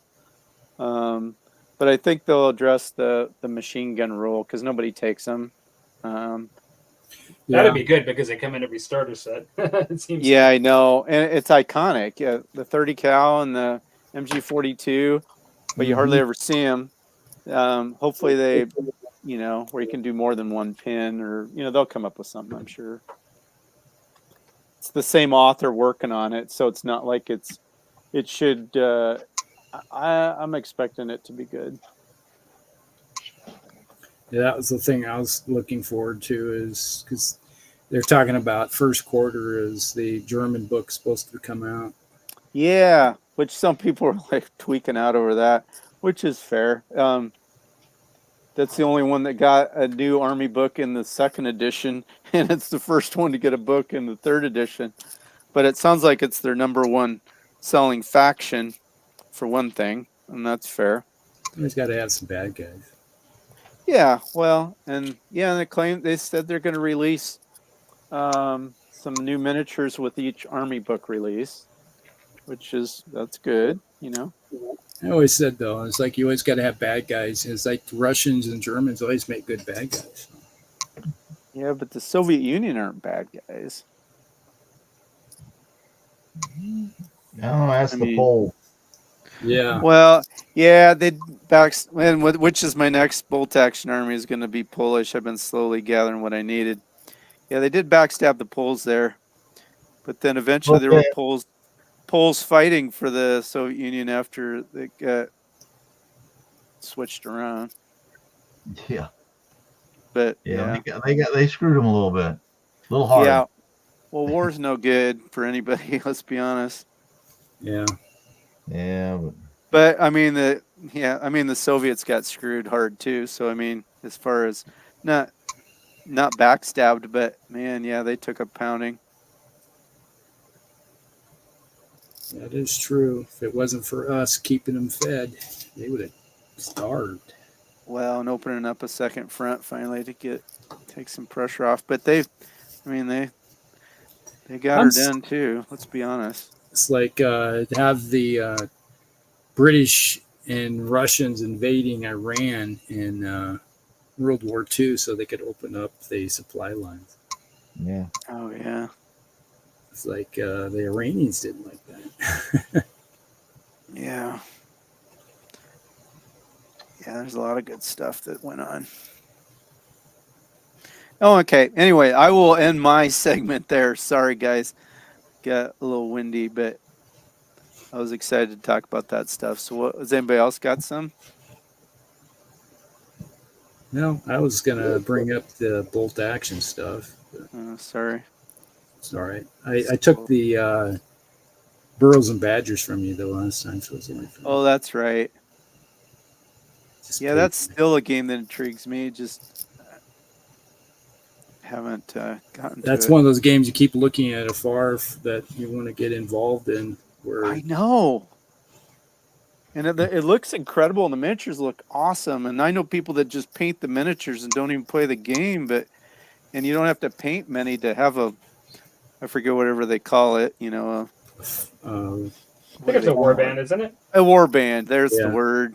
It's because it's kind of Mordheim in a lot of ways. Yeah, and it's cool as heck, and it's Mordheim-ish. That's one that Excuse me. That was one of my failures in completing something I started. I have those miniatures around here somewhere. Yeah, because you have with the bulldog, don't you? Yeah, I did paint the bulldog. Well, what happened with that? I just, I don't even remember, to be honest. Something got in the way of it, and I never got back on track with it again. What, really? That is one of those. Our hobby, someone squirreled out and did something else? Yeah, that doesn't sound right. Yeah. Oh, nobody here has never got involved in something and never finished it. Oh God, no. Nope. What sort of savage would do that? Yeah, that's crazy. I have Twilight too. There's another one that I never finished. I actually have enough to play it. I played a demo with miniatures I painted for both sides. But you made some terrain for that, even, didn't you? Yeah, and I actually really like the miniatures on that. Mm-hmm. And I probably will continue that at one point. I do like them. I still have them. Is that same that Savage Core? Is that the same company? No, it's different actually. They are both small productions, but I didn't completely flake. I actually played that one, and I have enough to play with two sides. It's just I have a lot more that I could continue that I didn't paint. But on that vein, I guess with my answer is really going to be like if I just talk about right now, I don't really have anything right now that I'm aware of, and I'm not really looking as much that there is that I want to do. But I think part of it too, though, is having just gotten into Old World and invested in that as a new rule set. It's hard for me with the amount that I've been putting towards it to justify even wanting, like, you know what I mean? Something else now at this point. Yeah. And it's what I'm it's sort of my main game right now. It's what I'm playing.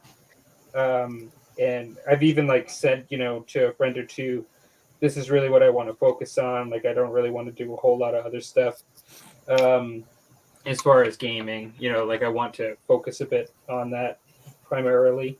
But I think that all of us, to some degree, have the potential to have a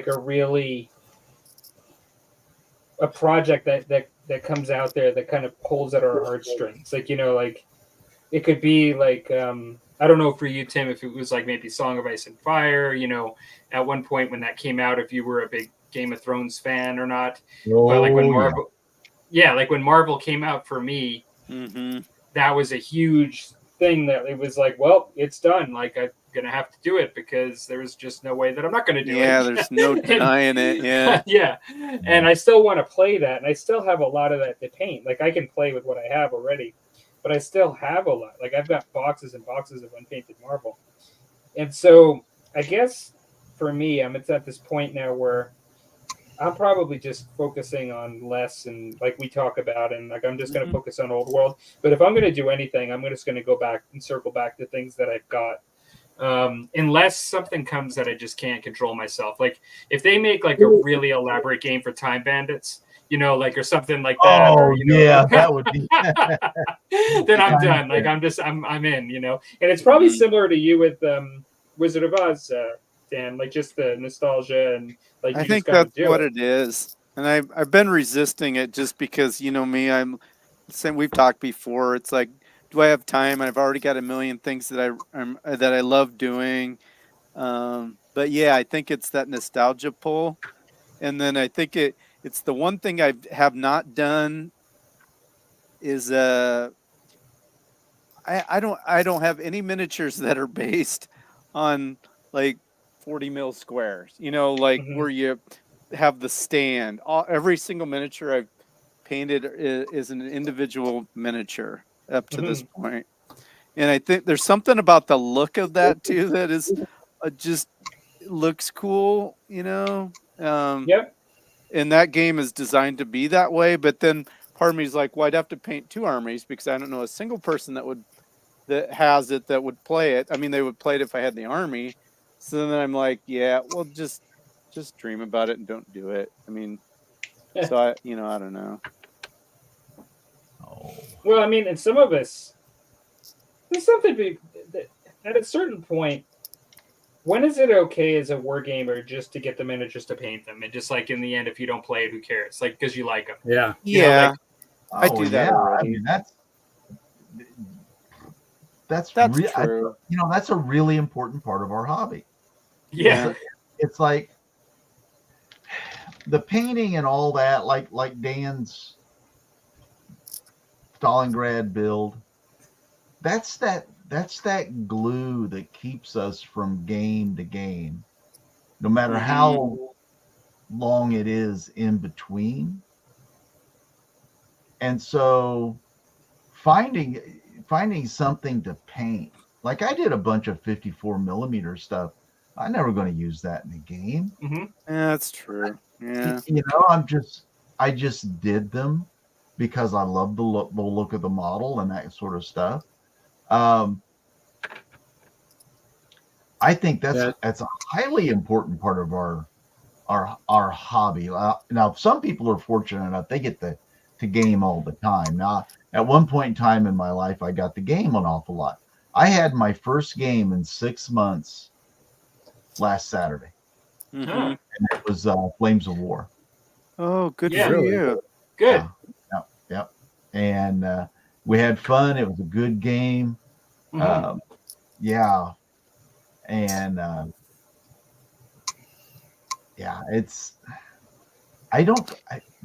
the game is important. It's funny, like if you get the game a lot more, the games become that driving force. It becomes this overriding driving force for painting, for purchasing, for everything like that. Yeah, you're right. It's like it pulls you to do those things, and I know that's the way it was with me. But right now, like me doing that 100 Years War, those Perry mercenaries, I have a game I can use it in, like Hail Caesar goes up to that time frame. But I don't. It's not an area that I ever had a whole lot of interest in. Right. To paint up 2 armies and have it available for someone to come over and game and all that kind of stuff. It just was never that. It was more of I had actually got them to do something else. So. Yeah, but all this that I'm painting now, even this project I'm doing now, where I'm just kit bashing a bunch of generic guys, it's that period between this project and that project. Instead of doing nothing, I'm going to build and paint these guys that I've had forever. And make up some quirky, weird looking unit. And for the love of the game, right? I mean, it's just for me too. It's like I paint for the because love I of the enjoy. game, for what I we enjoy do. painting, and I look. The game gives me direction for my collecting, which we've talked before. Yeah. You know, but I mean, I am enthusiastically painting, and I've been painting on this Stalingrad table, as you well know, for months. I haven't used it yet. I know I will, but I would probably do it even if I wasn't, just because that I enjoy that. I don't mind. I'd like to play more games, but I don't. That doesn't make me want to say, well, I'm not getting games in, so I've lost my motivation to do this. That doesn't bother me. Yes, I do enjoy games, and I would love to play more, but I just enjoy the creativity, the Oh, research, the watching the oh yeah. army and the table come together. And that's kind of why. So I didn't mean to derail the conversation by asking the question, but I think that's the idea, is that if in the end something comes out and I don't end up playing it, but if it really speaks to me, and in the end the worst thing that happens is I just have some cool miniatures that I like, Yeah, then that's not such a big deal. Yeah, there's nothing wrong with worst case just scenario, painting something for the sake of painting it. Yeah, right.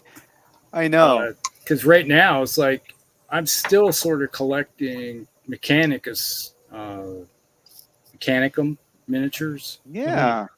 I don't see myself ever playing Warhammer 40K in anywhere in the near future, but I love the looks of the models. Yeah. And then you shared with that they got the stuff coming out in plastic. I'm like, oh, that's dangerous. Oh yeah, I saw you guys talking about that. Yeah, I always liked them too. Well, those would be cool to use in one of those one page rules games. Yeah, that sort of stuff. Exactly. All the little mechanical devices and yeah. Yeah, but it's like when you look at something and it's like, yeah, you have an army that just speaks to you and you say, yeah, I probably never will play these in a game ever, but I just like the way they look when they're finished. Like, yeah, yep. It's an integral part of the hobby. It's like you have to do something every once in a while and paint something that is totally different from what you're doing, just to kind of recoup your enjoyment. Yeah. Well, and we got. Sorry, it's been a while, but it looks like we got Warmud in the house. So I just wanted to say hello. Oh yeah. I'm just looking over at the comments and noticed them. I probably should go through the comments and catch up here in a second as soon as I finish this model. Working on this troll. I'm painting with washes. Nice. Oh, cool. Like my ever since I've done that giant spider there, arachnid. The Arachnarok. Yes. There you go. I'll be doing that soon too. I found that it's like, yeah, that's an easy way to do things. But it's like, here we go, little troll. All right. Very nice. I just did all of his details with wash. Cool.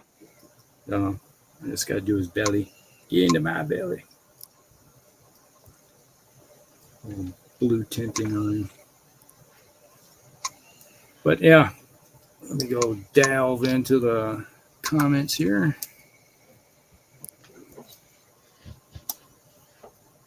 Why didn't that close? All right. Let me see where we were last. Comments. Yeah, we were talking about Buck the rules for Oz are great. Rules are based on the books of the. I just watched the. Was it James Franco when he played the Wizard? Oh yeah. I just watched that. Was it Tuesday night? Oh, okay. Kind of cool. Sally Force sells it in the UK. The author of one of the Hawks wargaming clubs, his rules are always The interest. Drop Zone Commander or Drop Fleet, is that the one? Dave Lewis, you talking about? I met Dave. Isn't that Hawk Wargaming? Maybe I'm wrong. He started. Yeah, Dave Lewis did Drop Zone Commander. But wasn't his company before he sold it to another company, Hawk Wargaming? Maybe I'm wrong. Yeah, I think he sold it. Who did it? $4,000 or something like that. Well, $4,000 interesting, like Congo. Yeah, they say it's like somewhat like Congo, but it's its own thing. They very clear on that. But I have a hard time with 2FL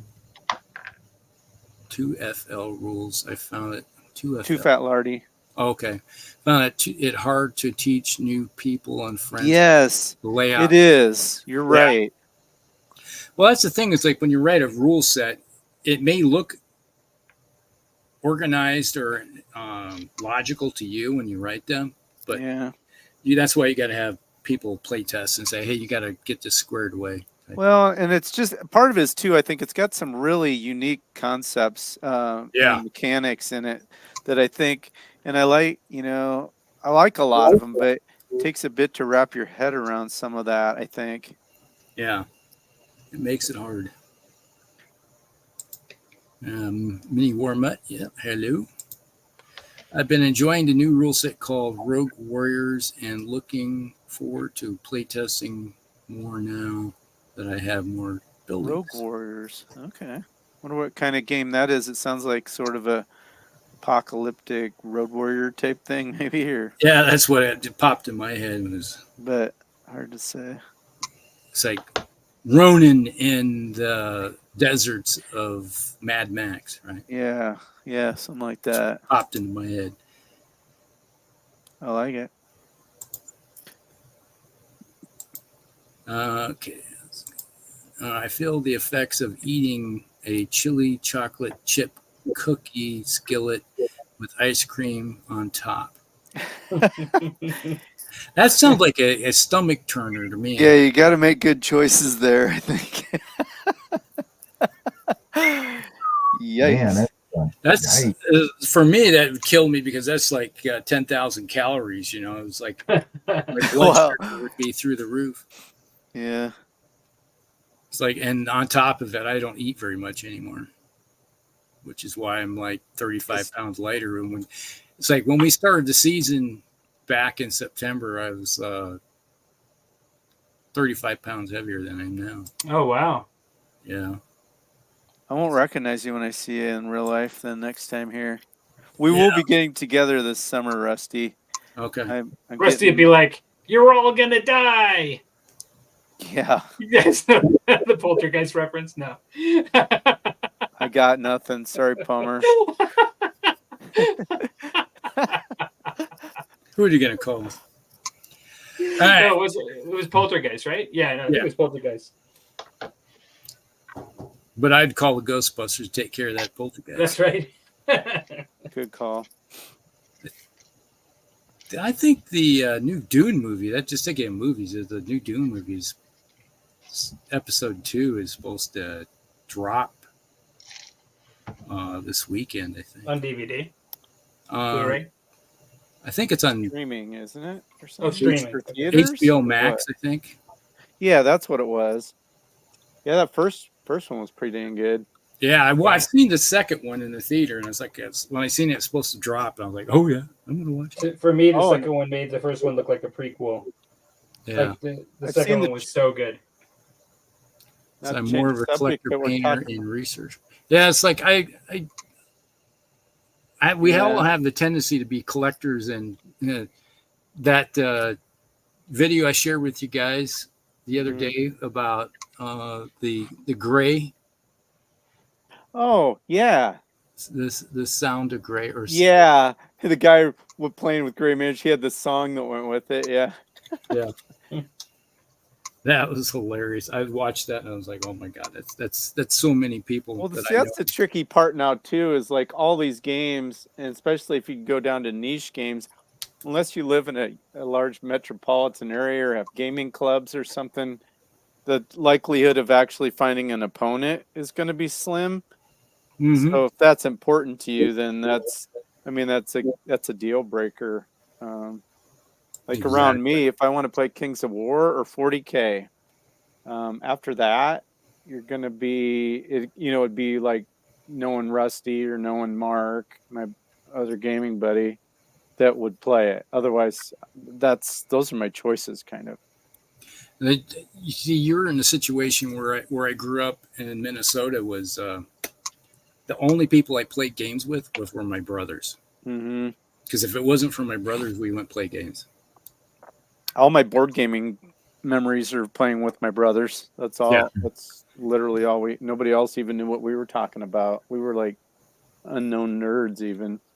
Exactly. It's like you'd mention something like that in school, and they just look at you going, they're like, you mean like Monopoly or Chutes and Ladders? It's like no. But anyway. Yeah, they didn't get it. Still don't. Yeah, it's fine, but it makes your circle small. Bucks Seardo. Yeah, he was the guy that was the author for Wars in Oz. Okay. The Yeah. club in the U.S. called the Hawks. Okay. Oh, okay. That World War I and beyond, 4 miniatures aside. World War I and beyond rules. Oh, 4 minis on a side. Never heard of that. World War I is intriguing. Not gonna lie. I haven't ever played a game from World War I other than what was that? We had the board game Barons, and then there was the fighter. The Red Baron. Red Baron. Yeah. And then they had the one that was the precursor that X-Wing is based on, Wings of Glory. Oh, it could be. Yeah. I did pick up on eBay really cheap the Great War, the Warhammer Historical. Yeah, I've got that. I love the tanks and stuff that are in it. Those big boxy looking things. Yeah, that's iconic. Yeah. And I like the guys in the gas masks. I'm like, yeah, that'd be cool. I don't know that I'd ever play it, or maybe I would paint some miniatures for fun, but for me, as you well know, I'd have to build a table, and that would take me at least a year. It's like if I did World War I, it would have to. You got to build a trench and everything. Yeah, it'd have to be a whole trench scene, and I'd have to do it like. And that's where you would buy 1-inch foam. That's foam, true. And then you'd cut the trenches into the foam. Yeah, and so then you have your board, and then you.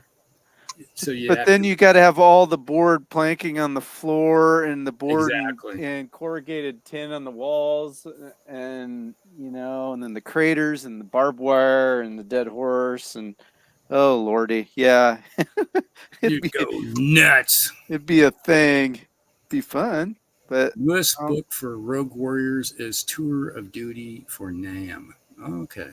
Oh, that's okay. Yeah, my knowledge on NAM games is pretty bad. I'm not up to speed on that. I know that they were doing a Flames of War equivalent for Vietnam. Okay. Yeah, they did because you could see it. I've seen the boxes, but you don't see very much of it. It's the same way with Korea, Vietnam, and Korea. I don't know if it's too recent that. There's not enough nostalgia with it because it was kind of well, I think some with Vietnam was just the fighting style is hard to do on the tabletop. How do you? It's all skirmish. How do you make that, and then it's ambushes, and it's like how do you do in traps and try to do that on a miniature tabletop, and then of course you've got the ranges involved. Helicopters are iconic, but how do you make those work on the tabletop in 28 millimeter in particular? So I think that's a lot of it because I think there's a lot of interest in it, but it doesn't maybe tabletop game the best for sure. Not in 28 millimeter. I mean, I've seen people do a nice job with it, but I think that's part of it. you got to have a fairly filled up tabletop to play Vietnam. Because yes, you got rice paddies, you got open but most of your battles were in jungle and hilly too. There was a lot of valleys and that kind of stuff. And then figuring out how to do the ambush part, and it's just and helicopter. I just think it's hard to do well, evidently. Yeah. He sells on Amazon. Okay. Okay. Well, write myself a note here about this. My buddy Mark over here, he's big into Vietnam gaming, and he likes 20 mil. And there's some anyway. I told him, you get your stuff done, and I will play with you. But I'm not, because it intrigues me. I can't do it. I just don't have. I got too many things. Well, it's the same thing when I brought over to the club my North Koreans, and I said, if anybody has the Americans or British and they want to play Korea, yeah, I'll do that with you sometime. In bolt action, it's like everybody is like, nah. It's like they had zero interest in it. Okay. I was well. I'll do it with you. Human waves of Chinese soldiers running at you. Oh my God. Sounds like a fun game. I don't know. Sounds awesome. Jeez, you're selling it, Tim. I'm in it. I'm in now. I'm surprised that the thing is that the Koreans, the North Koreans and the Chinese forces, it's the same point values that you would have in World War II. So they match up fine. So. Yeah. Who knows? Of course, World War II, it seems like, a majority, and that's not everybody, but they want to do Normandy, Yeah. They want to fight hedgerows, and they want to... Hedgerows and, and maybe even paratroopers, it's just, you drawn to that. The myths and the legends and the... I was always the theater that intrigues me the most is North Africa. That's what I play. I play the 8th Army in North Africa for Flames of War, and it's a blast. I like those time periods where it's more even and everything's in doubt than playing like if I was playing World War II, nothing beyond D-Day really. I mean, his winter offensive, Bastogne and all that would be kind of a fun thing. But other than that, when you get to the point historically where it was like a done deal, I mean, they were getting pounded hard. Yeah, like playing an American Civil War game, 6 months after Gettysburg, it's like the tide has really turned drastically, Yeah. Playing Sherman's March to the Sea would be completely uninteresting. Yeah. If you played it to some historical narrative. Yeah, I don't do that. No, I have to have it where the specter of defeat is large. I would rather have that than, we're just gonna see if you can pull a rabbit out of your hat or something. Nah. No. Yeah. I just like mine's all generic stuff, I just pick a time period as far as the equipment and stuff, and then it doesn't. I'm not doing a historic refight. Even my AWI, I'm not building my forces for any specific battle. It's just a mishmash of regiments that I like their paint scheme of, or their coats, or their facings and their flag or something, and then I paint it, and then I just do a generic fight. Oh, I don't blame you. Chris said, I like the unknown battles like Burma, World War II. That Burma campaign would be awesome. You talk about a jump campaign. Woo wee. Yeah, true that. Ooh, that would be awesome. Yeah, is basically the same effect as when the French were fighting in Vietnam and the Americans were fighting in Vietnam. Yep. Other than pulling the choppers out, it's like there wasn't much difference a lot of times with what was going on. Mm-hmm.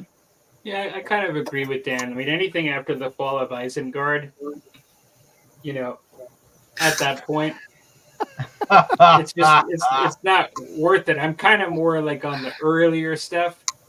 Yeah, when your back's kind of up against the wall. Yeah. When the original White Wizard went down. When the original White Wizard went down, and it was kind of hard to actually justify campaigning after that. Kind of after Sam saves Frodo from Barad-dûr. Yeah. Then it to me, then it's a done deal. Yeah, the ring is like, going into the fire. Let's be honest. Wow. Yeah, when you got that crazy elven prince running around the tower, right? It's like Palmer must be on his second one. Are you on your second one, Palmer? I just started. Actually. Just teasing. You're getting in the weeds. He's getting there. Good. You want to move on to the next topic of the night? Yep. Unless somebody had something to add to that, let's move on. All right, so we got mass tabletop fantasy games such as Warhammer are slowly eroding away, and the rise of skirmish games increasing. Are we dinosaurs for collecting and painting Warhammer armies for 30 years plus? Is it normal and healthy for us to be doing such things? Oh, that's a interesting multi-component question. Yeah, that was Josh. And as that question comes out, yes, from Josh from Command.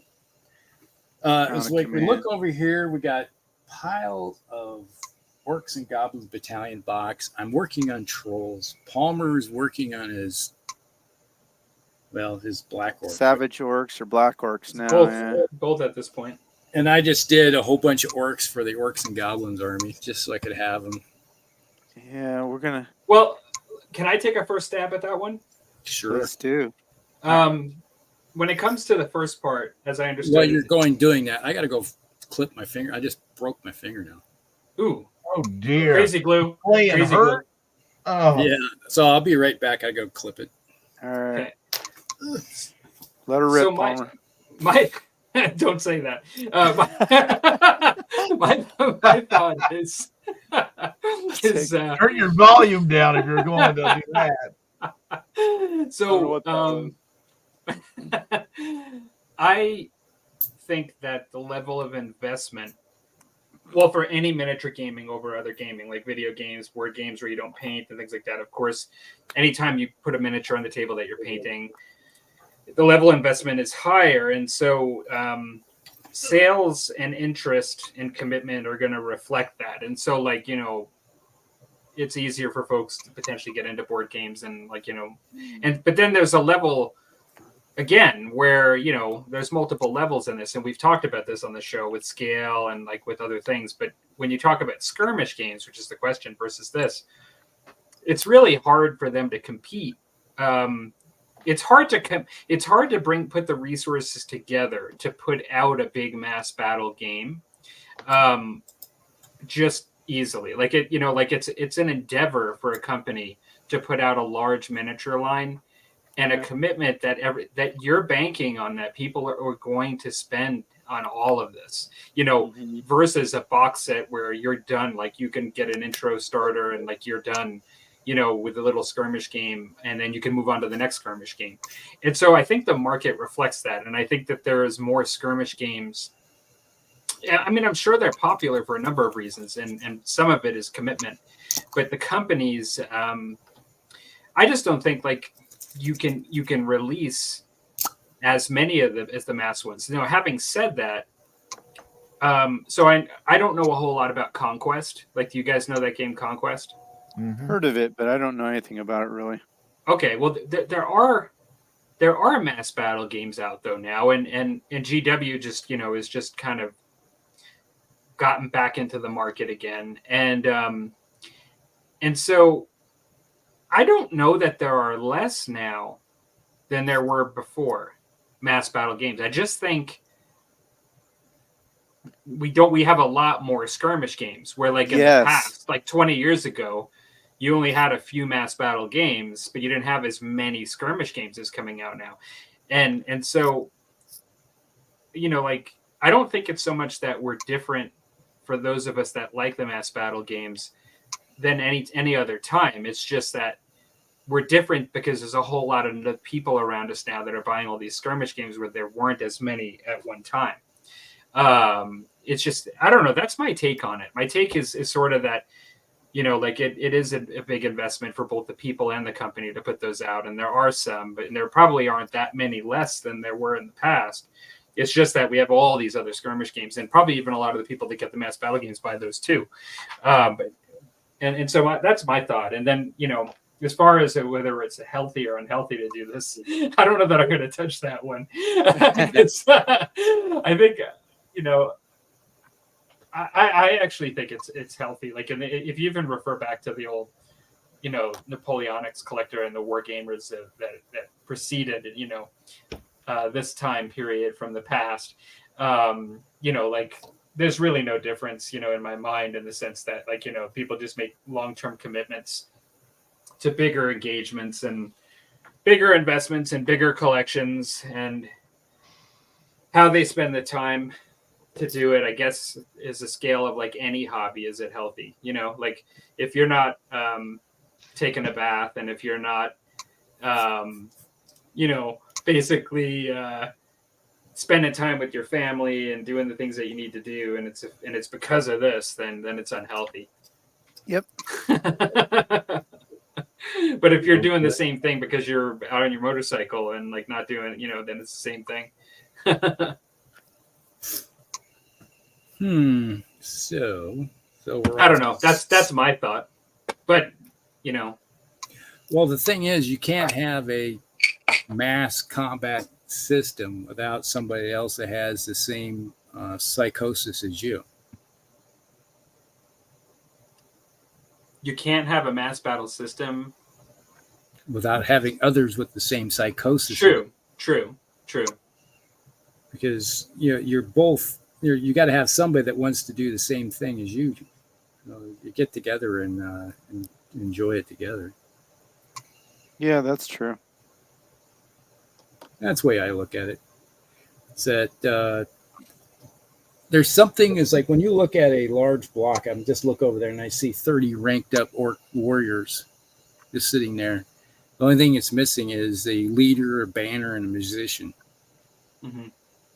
And once you add that, then you got this big banner sticking up above it. And it looks really cool when you put it on the tabletop. See, that's not what I thought you were going to say. I thought you were going to say when you saw those 30, when you look over and you see those 30 orc warriors, you feel like you're part of a community. They literally speak to me. Yeah. I feel like I belong. Like, yeah. I've got a group. These are my guys. When I've got my peeps next to me. Your peeps. Wow. Okay. I don't like peeps. Peeps. The only time you see peeps is at Easter, and I don't like them. Like, I don't know how else here just like, oh my God, they're disgusting. But yeah.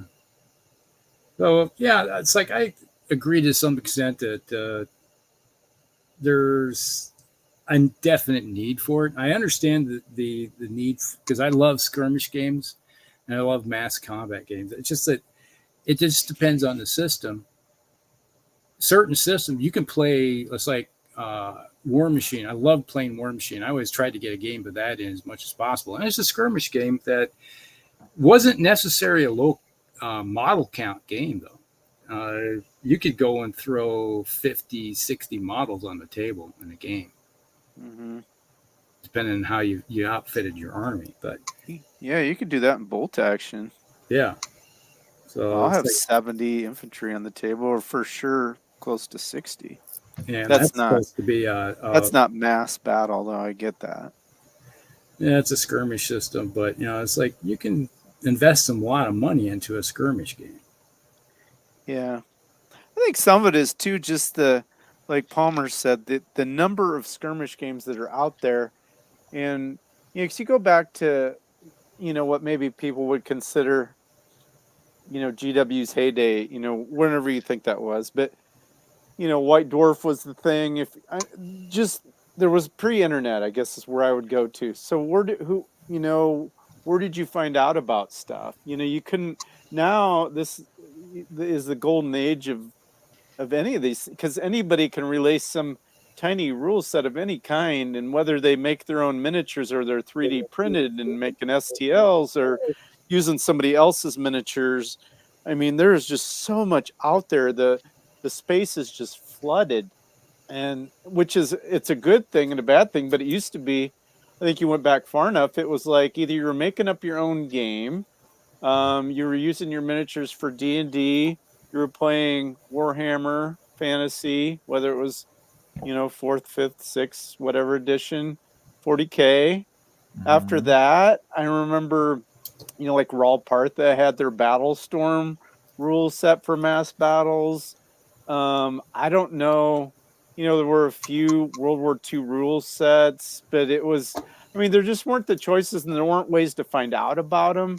And so people, you had you had people congregated to these 8 games or whatever, essentially, and now you can, and it's easy to, if you're into tabletop gaming and painting and hobbying and making terrain, it's easy to be like, hey, yeah, the Burrows and Badgers looks great. I'm going to paint up like 10 of these little guys.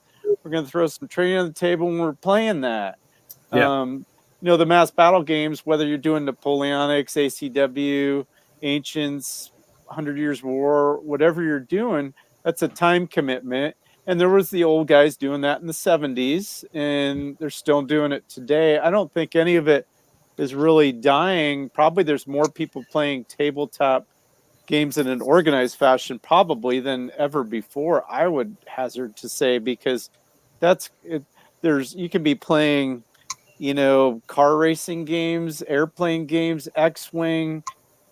I mean, the choices are enormous. So there's people that would be like, well, I'd never do Napoleonics, right? I'm not into Warhammer Fantasy, and so they wouldn't join the hobby. I think that's it. I think all the areas are strong. Look at the enthusiasm over the old world, and during lockdown, the people that got nostalgic over Warhammer Fantasy, and in my area, is we don't have tons of choice, but Kings of War has a humongous following. That's a mass battle game, So I think it's all thriving. I don't necessarily see trends. It is easier for people to jump from skirmish game to skirmish game, but that's nothing wrong with that. They're not a huge time or financial investment. And as far as, I think anything that gives you joy that's not destroying another part of your life is healthy. This is my happy space when I'm down here painting in the basement at 10:30 at night. That's what I love. So I don't know. That's what I have to contribute.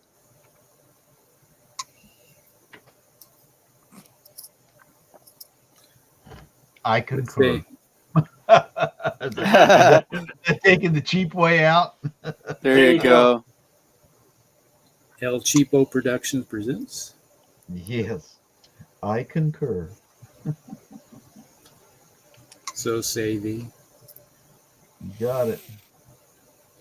Yeah, there's a place for everything, really, to be honest.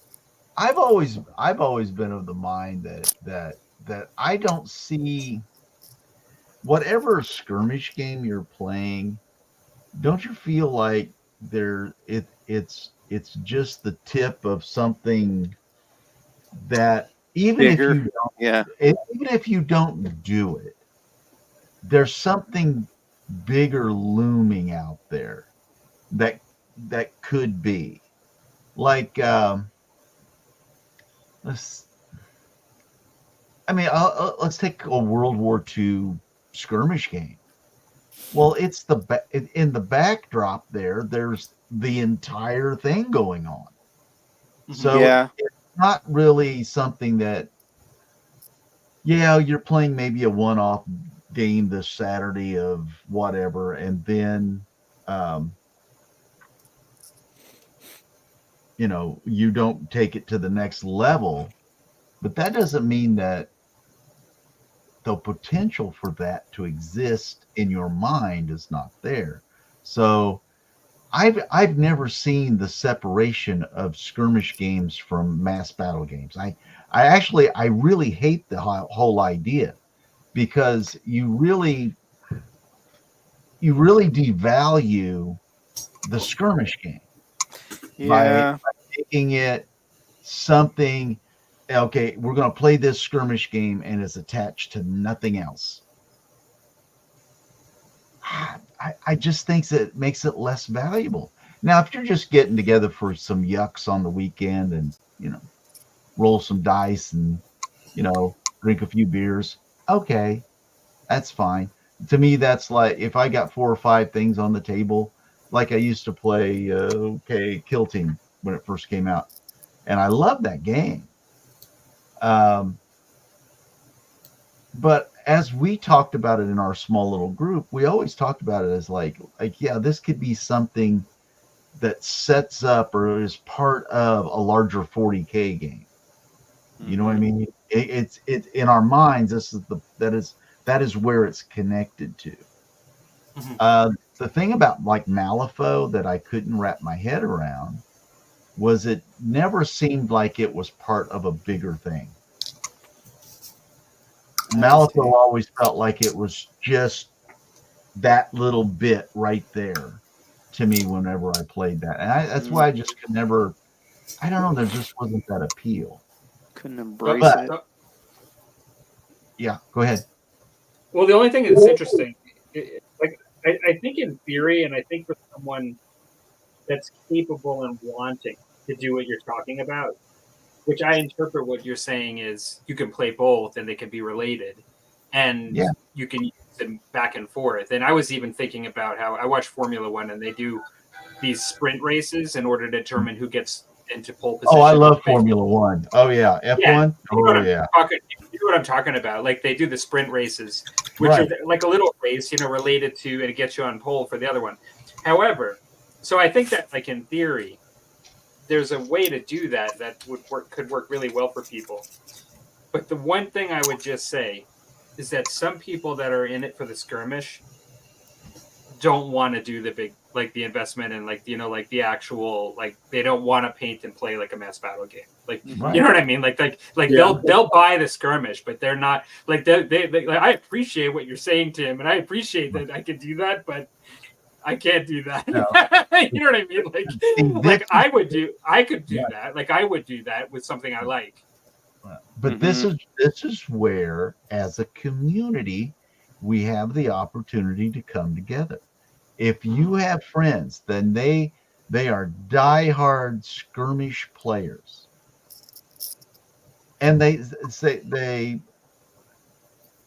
like, what is it, like Silver Bayonet, let's say. And that's quirky, kind of offshoot, Napoleonic, but you've got vampires and all that kind of stuff.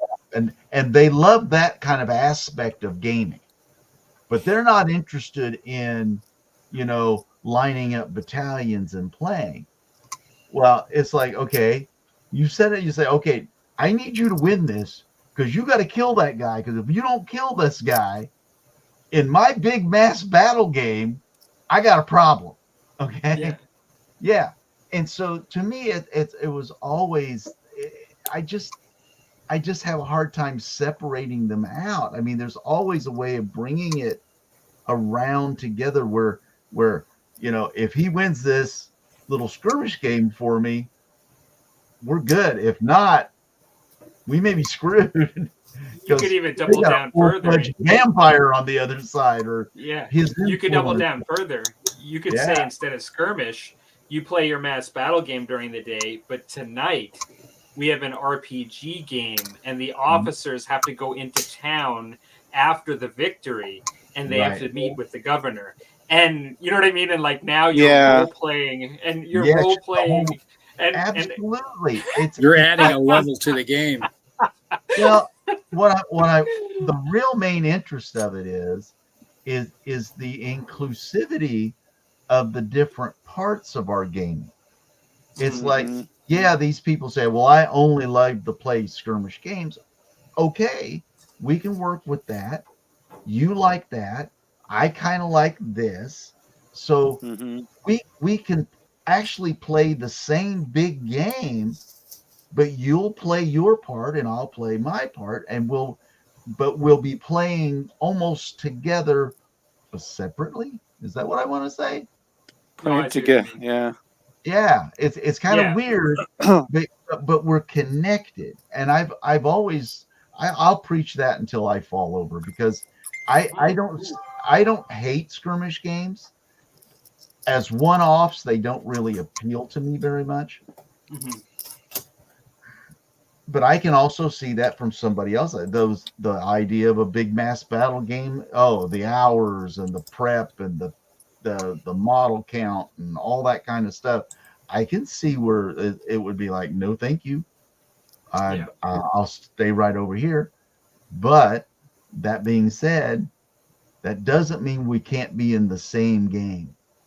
That doesn't mean we can't be in the same arena. Would you tell him that his character died? Sorry, your character died. Absolutely. I always liked the concept. If you could use a skirmish game, the results of the skirmish game show up in the big battle. Oh yeah. See, that's what I'm thinking. It's like that's that connection between the two. Yeah. It's the glue actually that holds it all together. And I really don't like channels that profess one sort of gaming over the other. I think that's not good for the community. Like, oh, I hate this, like rank and flank, and they say it like it's a vulgar slur. But if you look at it in a proper sense, we are gaming and really, if you want to come down to it, it doesn't matter what skirmish game they play, whether it's of the same time period or not.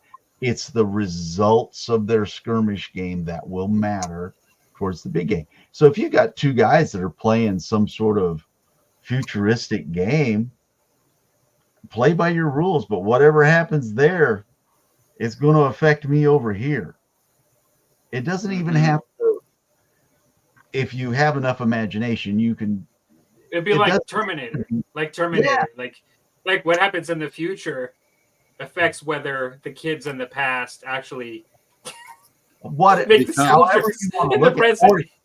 Or you can be just as basic. If you win, this is good for me. I don't care what you play, just win. Just win, baby. That's all that matters to me. Just win. I don't care what game you're playing. Burrows and Badgers, Silver Bayonet, one of those one-page rules games. It doesn't matter. Just win, baby. Because if you win, I get this other stuff when I'm in my game. So I get other toys to add to mine. Yes, I get this other benefit over here. So that is kind of an interesting concept. That we combine that skirmish concepts and games with people who like to play the bigger game. And it may be, I might slip you for some cash for a little extra effort. Here's $5. Make sure you win. Sure you win. I got a lot riding on this big battle over here. I need that magic sword, so make sure that you kill that gorilla. Yeah. I painted you a new hero because I need you to win that game. That's right. Make sure you destroy that tank so my wizard gets his spell book. Well, do you ever think? I know it sounds goofy, but it's a way for everyone to be included in it instead of just saying, I don't like rank and flank, or I don't like skirmish, and I'll never play that. Sword and sword all the way. It's an interesting concept for gaming clubs to try, if you have healthy gaming clubs of both skirmish and mass battles, etc., to actually have connections like that. It's kind of interesting. I think that would be my dream. I could spend weekends doing that stuff easy. That would burn up all my spare time. But let's put it this in terms. When we were playing BattleTech for a long time, we would play where we would have a large boy, Palmer. And so you're doing all your maneuvers and stuff on this large board. And then when the certain units would meet with each other, then you would put the mechs on the board and actually fight the battle. Oh, okay. Yeah. That's cool. So, you never knew what was going to happen. It was always blind. But, you say it was like using the large battle and then to turn it into a skirmish. I just wanted to see if I could. You ever feel like the skirmish, people that prefer skirmish type games are a little bit, I don't know. I always get a little sense that the people that play rank and flank or large Napoleonic battles or whatever feel like they're a little bit like a higher tier. You know what I mean? Great for you to spit it out. Yeah. Wow. You paused. You paused. You're like, people like this are like. Well, I was trying to think of the word, and that was just what I spit out. So what was the word there? It's sort of like the skirmish guys are not really playing miniature games because they aren't painting massive armies. Sometimes I feel like that's kind of. But isn't it like a part of nerd culture, kind of? Isn't it more like part of like? I don't know. Well, what I mean is this, like. Isn't what you're describing, like, because I think of the Warhammer Fantasy folks from years ago when I played Warhammer 40K, or just like, and what I hear from about folks when I didn't play Warhammer Fantasy, but when people are really into their thing and they're really into that and they don't really like the other stuff and they're not really, it's same thing with like music too, like they're not really accepting of people that do other things. Yeah. Right. Well, why is that? Are you just trying to make yours feel better about yourself? What difference does it make? Well, it's almost an insecurity, actually. Yeah, right. I think if you actually have no skin in the game and you don't play that game and like you're not gonna play that game, and then why would you feel a need to have any opinion on it other than the fact that you feel threatened to say something or whatever? Like you know, like.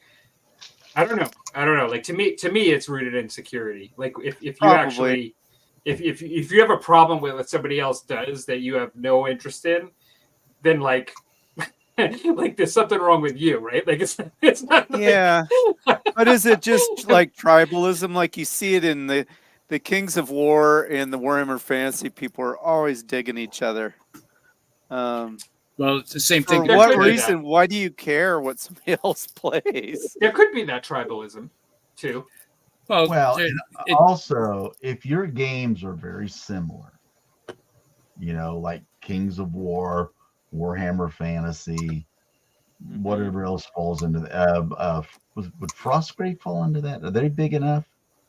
Do they play big enough? I think that's more skirmish. Some people like to put it in there, but it's a very small skirmish game. I don't play it, but Frostgrave is really people small. compare it to Mordheim a lot. Yeah. Oh, cool. Anyway, yeah. Well, anyway, that if your games are the same, it's competition. Mm-hmm. You have to think we're as nerds as we are, and I've seen this in the local gaming stores where it's not just my game. It's my game because your game may be a threat to our group and my position within this thing. Because we've got our group, we've got our game. Don't bring that heresy stuff in here. Oh, Palmer. Don't bring that heresy of if we're all playing, Warhammer Fantasy and somebody comes in talking Kings of War. You're talking about this heresy? Well, just heresy in general. and so yeah, you can see it's like I'm protecting my turf. Yeah, we're like one step above like wild animals. Jeepers creepers. And I'm not a psychologist, but what you just said to me, I think you made a good point when you brought up the competition piece. but then also you said, well, it's you are a a threat to competition for me. resources. You said you're a threat to me and my position in this. That sounds like insecurity. Well, like a little bit like insecurity. Well, but hey, somebody comes in to does the same job you're doing, and they're younger, they're cheaper, they're taller, they're better looking. All of a sudden they're kings of war. It's damn it, we're not going to stand for this. Well, it's kind of that same. It's that same primitive feeling. I'll tell you a story. Okay, I'm first getting into A Song of Ice and Fire. Its first rule set basically had just come out, and everybody that was where I game was getting into it, and we're all kind of excited and juiced up about it because we're all like Ice and Fire guys anyway. We've watched the TV series, all of us have read the books, we want to go, right? So I go over there, and we're having a kind of a meet and greet for everybody that wants to come to the store and play. And we got people coming from, like, I have to drive almost 50 minutes to get there just to play a game. Okay. Yeah. And there's other people from around that had to drive a similar distance. Well, a few of the guys that live locally was the majority of the group, right? They're local, so they have more numbers than the people from coming out of town. Yeah. So when we get there, and when us out of towners come in, all the townies, instead of all of us getting together and talking and stuff, they all swooshed to a corner and already had their game set up and already had all their stuff laid out. So the rest of us that showed up, we had to introduce ourselves and then and start from scratch and just, okay, so there's three of us left, and we have to figure out, okay, what are we going to, I'll play you first. If I lose, then you step in and play, or vice versa, that sort of thing. But you could actually feel the dread from those players when we walked in. It was like, who are those guys? Yeah. What are they doing here? Well, we were invited just like you guys were, Yeah. They were in essence protecting their little domain, their little territory, comfort zone too. Yeah. Some of these folks are antisocial. Some of these folks are antisocial, and they actually feel better when they're around people they know. And actually they probably don't survive as well in the real world, like with unknown situations. And so when you go into their space, you're kind of almost ruining a little party of comfort. Like, you know what I mean? Like, and I'm not blaming you. Like, I'm not blaming people for wanting to get a game and go somewhere, but there are folks like that, right? Like that, they don't operate well, like with new people. Oh, here's another story. Like, I was going over, we had started a campaign, map-based. That there was a company that came out with these gorgeous maps and had all the territories, and you got to, you picked a starting point and everything. Well, I showed up a week late because I had something to do the first week. So I get in there, and I've got this really nice. I got very lucky, got all my territory like right down next to the guy that everybody knows is a really good player. And he is. Calvin is a very good player. And I was hoping to get a few games in with him. So because I missed that week, I was picking last. Even though I had the choice territories right next to him, and he was just swamping people, that if somebody didn't get to his turf and slow him down, he was going to win the campaign hands down. But to do that, somebody had to play me. I went 8 weeks and got 3 games in, and none of them mattered. as far as the campaign went. Mm-hmm.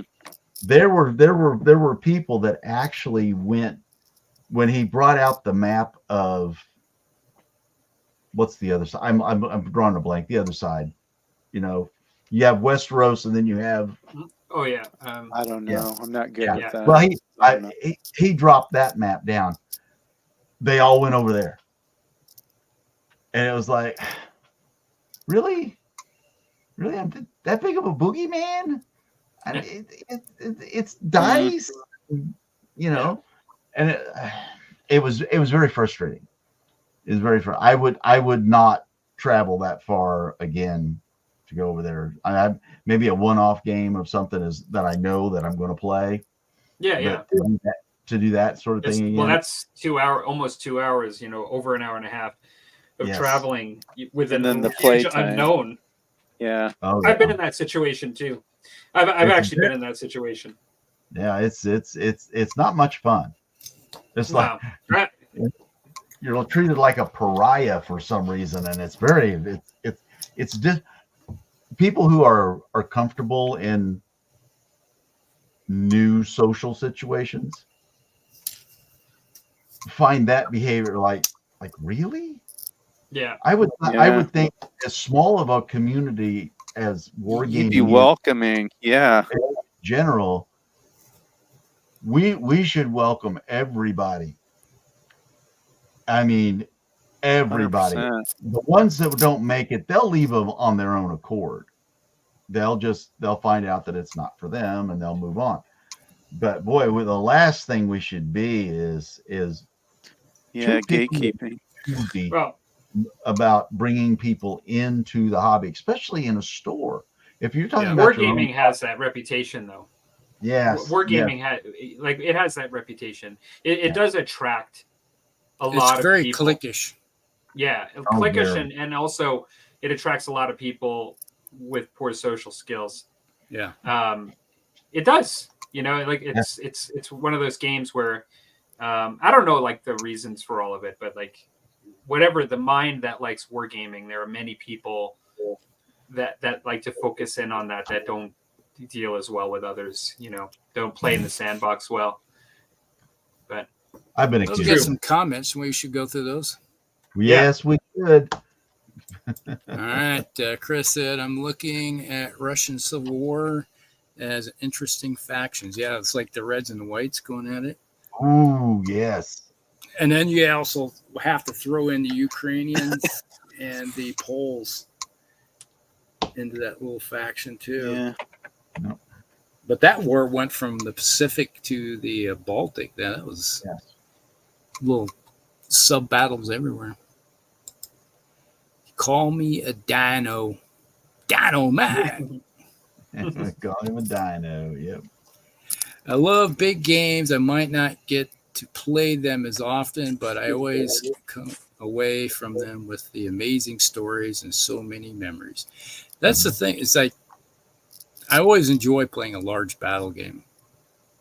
And a lot of times we get stuck having to play skirmish games, which, you know, if it's a game system I enjoy, then it's not a problem.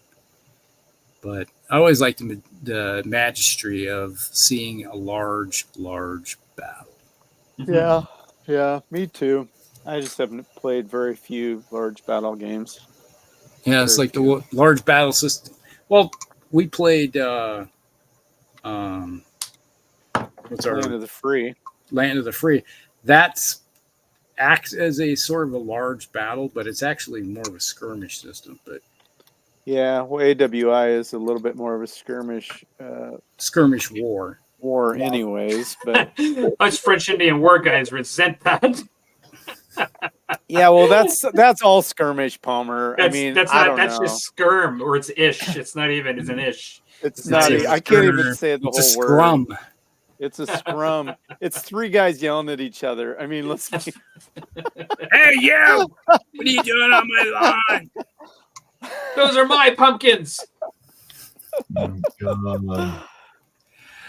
Back has OPR one-page rules been mentioned? Yes, we've mentioned it. Oh yeah. Yeah. I think I'll venture into one-page rules. The rules can be used for historicals. Yeah, it's like I've delved into one-page rules. I've never looked at them in any critical, downloaded or whatever. Yeah, we've done the mostly the sci-fi, kind of their 40K version. Yeah, what's it called again? Grimdark, right? Grimdark. Yeah, I know people love them. You hear it get brought up all the time, even on larger channels, and they love it. And Mel and I have we spent a day where we're going over looking at all the different one-page rules. I know that Brad, he looks into them. What's the fantasy one called? What is the name of that? Oh.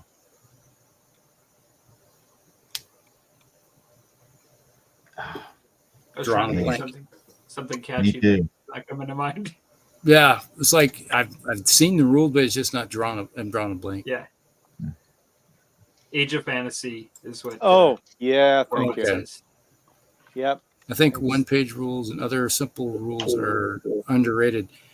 I like my gritty, in-depth style games, but there's something to be said about where if you don't have a lot of time and you can throw like Mel, Tim, and I, we played 2 of the Grimdark games in an afternoon, and that spent a lot of time just looking at the rules and trying to figure out how to play.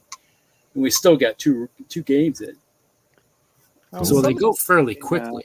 And some of those games are nice too because you can use almost any setting. Like I don't know that one in particular, but like you could do Lord of the Rings, or you could do more of a grimdark fantasy, or it could be, kind of even make up your own like setting and just using the rule set. Yeah.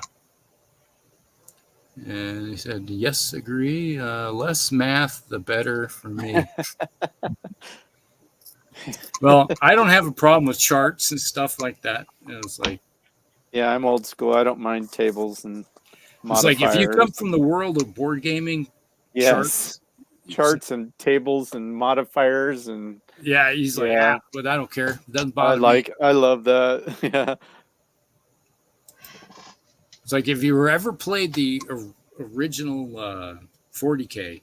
There's modifiers and charts and everything with that too, so it's not a big deal. Okay, yeah. But then again, if you got a degree in math or did a lot of physics and calculus, what's a little bit of math? Exactly. Yeah. I didn't go down that road, thank goodness. I just like to get my geology degree. I had to have calculus. All right, so I'm working on a Malayan campaign in 2 mil land, 1/700 naval combined. Wow. That would be interesting. Where are you getting the miniatures that you're printing out for this? He's probably making them himself. 2 mil land, that's grains of rice running around. You just buy grain. Short grain rice. It's not even regular. It's short grain rice even. Yeah, you just buy a bag of white rice, and then you stick them in there, and then paint them different colors, right? It's couscous. Couscous. It's like the naval game that I played, General Quarters. What we played mostly was 1/2400 scale. So that's fairly small. Okay. So a battleship was about yay big. Yeah. Don't play with rice.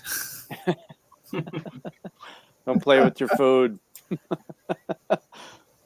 Okay, the size is a killer in my eyes. Yeah, it's like you just got to put 2 colors on it and you're good. You don't have to put details. Don't paint the eyes on the 2 mil miniatures. Don't paint the eyes. I've seen some people do some amazing stuff with 2 mil, and get a table and it looks epic. But yeah, it's way zoomed out. At 2 mil, it's 3D chit. Yeah. My local area does not like people who bring new games into the store if they're not Games Workshop. Wow. They go overboard to trash it. Yeah.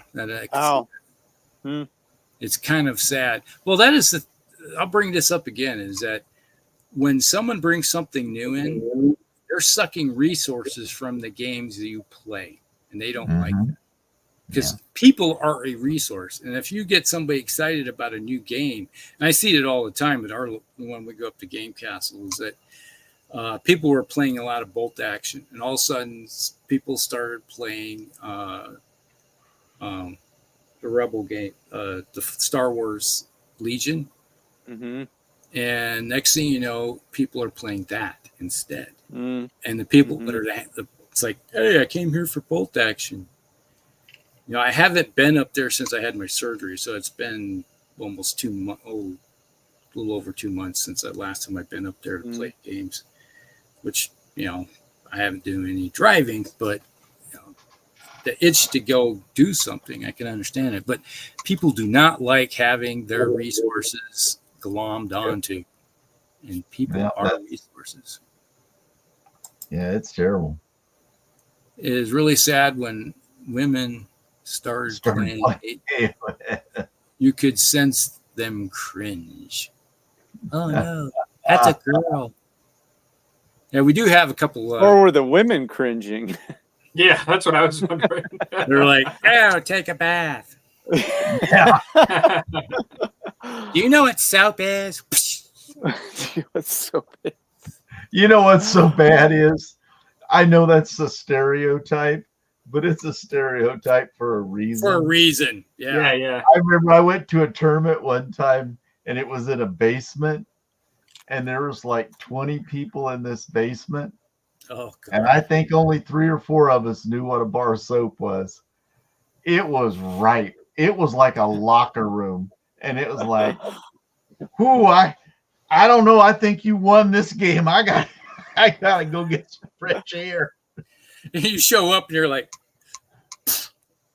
gas. And they're like looking at you while you're playing the entire game with a gas mask on. Yeah. Like, Chris clarified his comment down below there. So the women were what's that smell? Yeah. That's the smell of gaming, boys. Yeah, that's right. Like. Ladies. Yeah. I remember we went to Gen Con, and we had our nephews with us. And my one nephew is like, he hadn't showered the previous day, and we were getting ready to get going. And he's like, and I was like, "You're not ready." And he's like, "Yeah, I'm ready." It's like, "You're wearing the same thing you had on yesterday," which tells me you haven't showered. And he's like, "I'm fine." No, you're not. And like, get your beepity bleep bleep in the shower now and put some soap on. Yeah. And he's like, "Well, that's not nice." Like, get it together, slap. Yeah. You don't smell nice. Come on, man, get it together. Do not add to the soup. We're in the 3rd round. Come on. And Americans, British, Canadians, and Czech Legion. Oh yeah.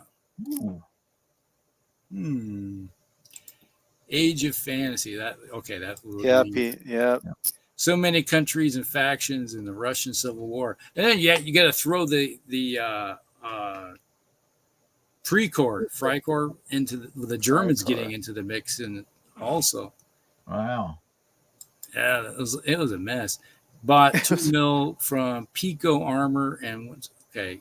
So okay. The women were what's that smell? Yeah, it's like, oh yeah. Figured that's what he was getting at. Last turn I ran into my store. I handed out. Here you go, boys. It's like, here's some. I don't wear that. Yes, you do today. You did today. Oh, put her on, boys. Yeah. And don't skimp on the sauce. That's right. Well, on that note, yeah. Now that we finished the comments, I think probably. What did we had 3, right? Initially, we got rid of 2 of them. We got down. We had 2 3. of them. That's not bad. 2 is usually what we do. 2's are normal. We probably got to the 3rd one if we haven't spent an hour on our introductions. Well, that's true. Musty ants, yeah. We'd be bad. And now it's time to start the show.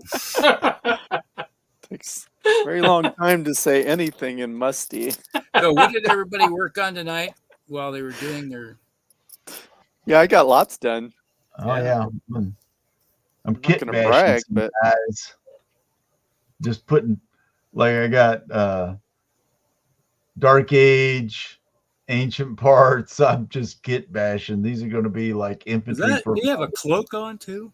Yeah, got to put a cloak on him. Okay. Yeah. Nice. Yeah. It had like all kinds of bits and pieces.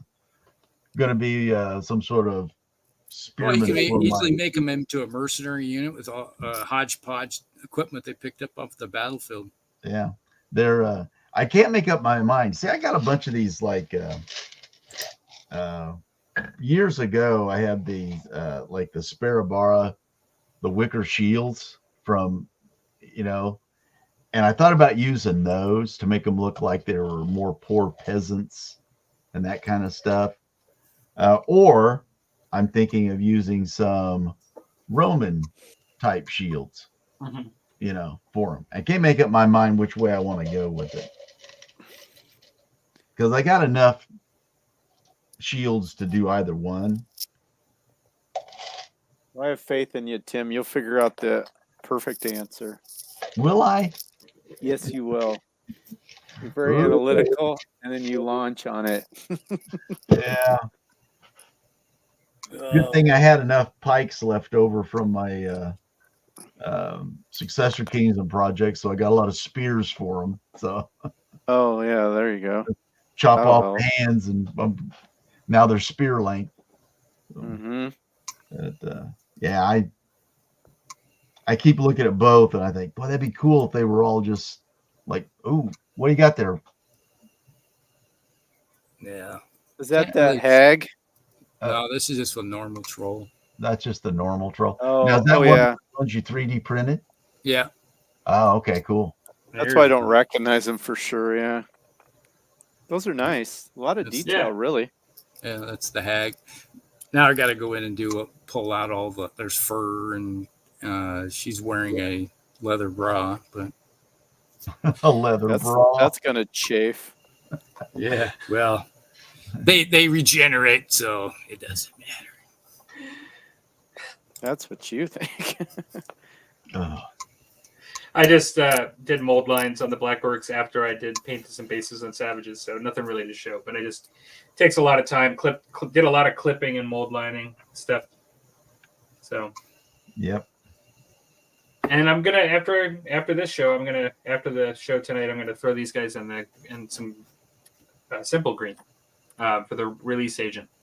Try to take that stuff. Yeah, off. throw them in there overnight and pick them out in the morning and wash them. Yeah. I'll do that. Good to go. Otherwise, it was good. A good show as usual. And I guess we'll continue through the summer. That might be new for people that are long-term watchers, but we're going to probably, we're not going to schedule it today, but probably like within the next month, we'll have another show and we'll put something up, ahead of time. And so those people know. Oh, I'm sure there'll be something come out, some sort of news, and we'll be all over that. Yeah, we'll post something. If you're part of the Facebook group, that's where I think it's still pinned, right? I tried pinning it. We're on our Musty Wargamers Facebook page, where if you got a topic you want to put on there. Yeah. Ideas. I came up with a couple ideas tonight. I need to post it on there so I know where to look and remember these things. Mm-hmm. If you don't write them down someplace, they get lost. In this jungle up here, it's easy to get lost. Like, where am I? Where am I going? What am I doing here? Yeah. That's a daily question. Mini Wormit says, "What summer season shows? No way." Yeah, we are going to do summer season shows. We're going year round now. Just a little bit less during the summer, but we're going year round. And then we will go into season 8 in September. It'll still be season 8. New thumbnail and everything, but we'll keep the season 7 stuff for I think during the summer. And we have to do more seasonal summer drinks too. That's a good idea. I like the way you think. Yeah, man. What makes it a summer drink? You drinking rum, mixed drinks type of thing, you know. Bring out some gin and tonics. Okay. Yeah. Okay. Mojitos. Long Island iced teas type thing. Best tea ever. Oh yeah. We'll have to have a Hawaiian shirt night. Oh, that'd be funny. Hawaiian shirt night. I can make that work. That would be funny. Everybody has a drink out of a coconut. Oh. That'd be funny. That could be our new shtick. Every night they turn on, we're in a different Hawaiian shirts and stuff. In the middle of winter time, I have like long sleeve and then have an Hawaiian shirt over top of it. Right. Beer burritos. It's like margaritas, but beer burritos. Yeah, there you go. Beer I'd say I might have my, like mix up a big dose of daiquiris, man. It's like drinking daiquiris. Ooh. Just like missing faces all together with the brush. That's a headache in the morning. Sounds like it. Little sugar, little alcohol. There's a thumper for you. Oh, well, that's the same as if you drink 2 Long Island iced teas. There's a reason they limit you to 2 of those things. Yeah. All right, guys. Well, yeah, better shut her down. Thanks for the show. Thanks for everybody coming for joining. Yeah. All right. We'll see you in probably 2 or 3 weeks. Probably 3 weeks. Easily. We don't have to do a show. We could probably just get together and hang out if you wanted to. I mean, that's we could true too. We could just hang and paint and, We might have to do one. Maybe we'll have a Saturday one. Ooh. Saturday night? Or Saturday day. You usually go dancing on Saturday nights or what? That's no good for you, Tim. This old dog can be pretty busy on a Saturday night. I'm pretty popular within my age group. We'll have to. Rusty got it. Okay, Rusty got it. We'll have to work on that one. If we do a Saturday, it had to be early so he has enough time to go out and Yeah. Well, we'll discuss it. But I guess for now we know we're doing at least once a month. So sounds good. All right. Yeah. All right. Good night, everybody. Good night, everybody. Thanks for watching.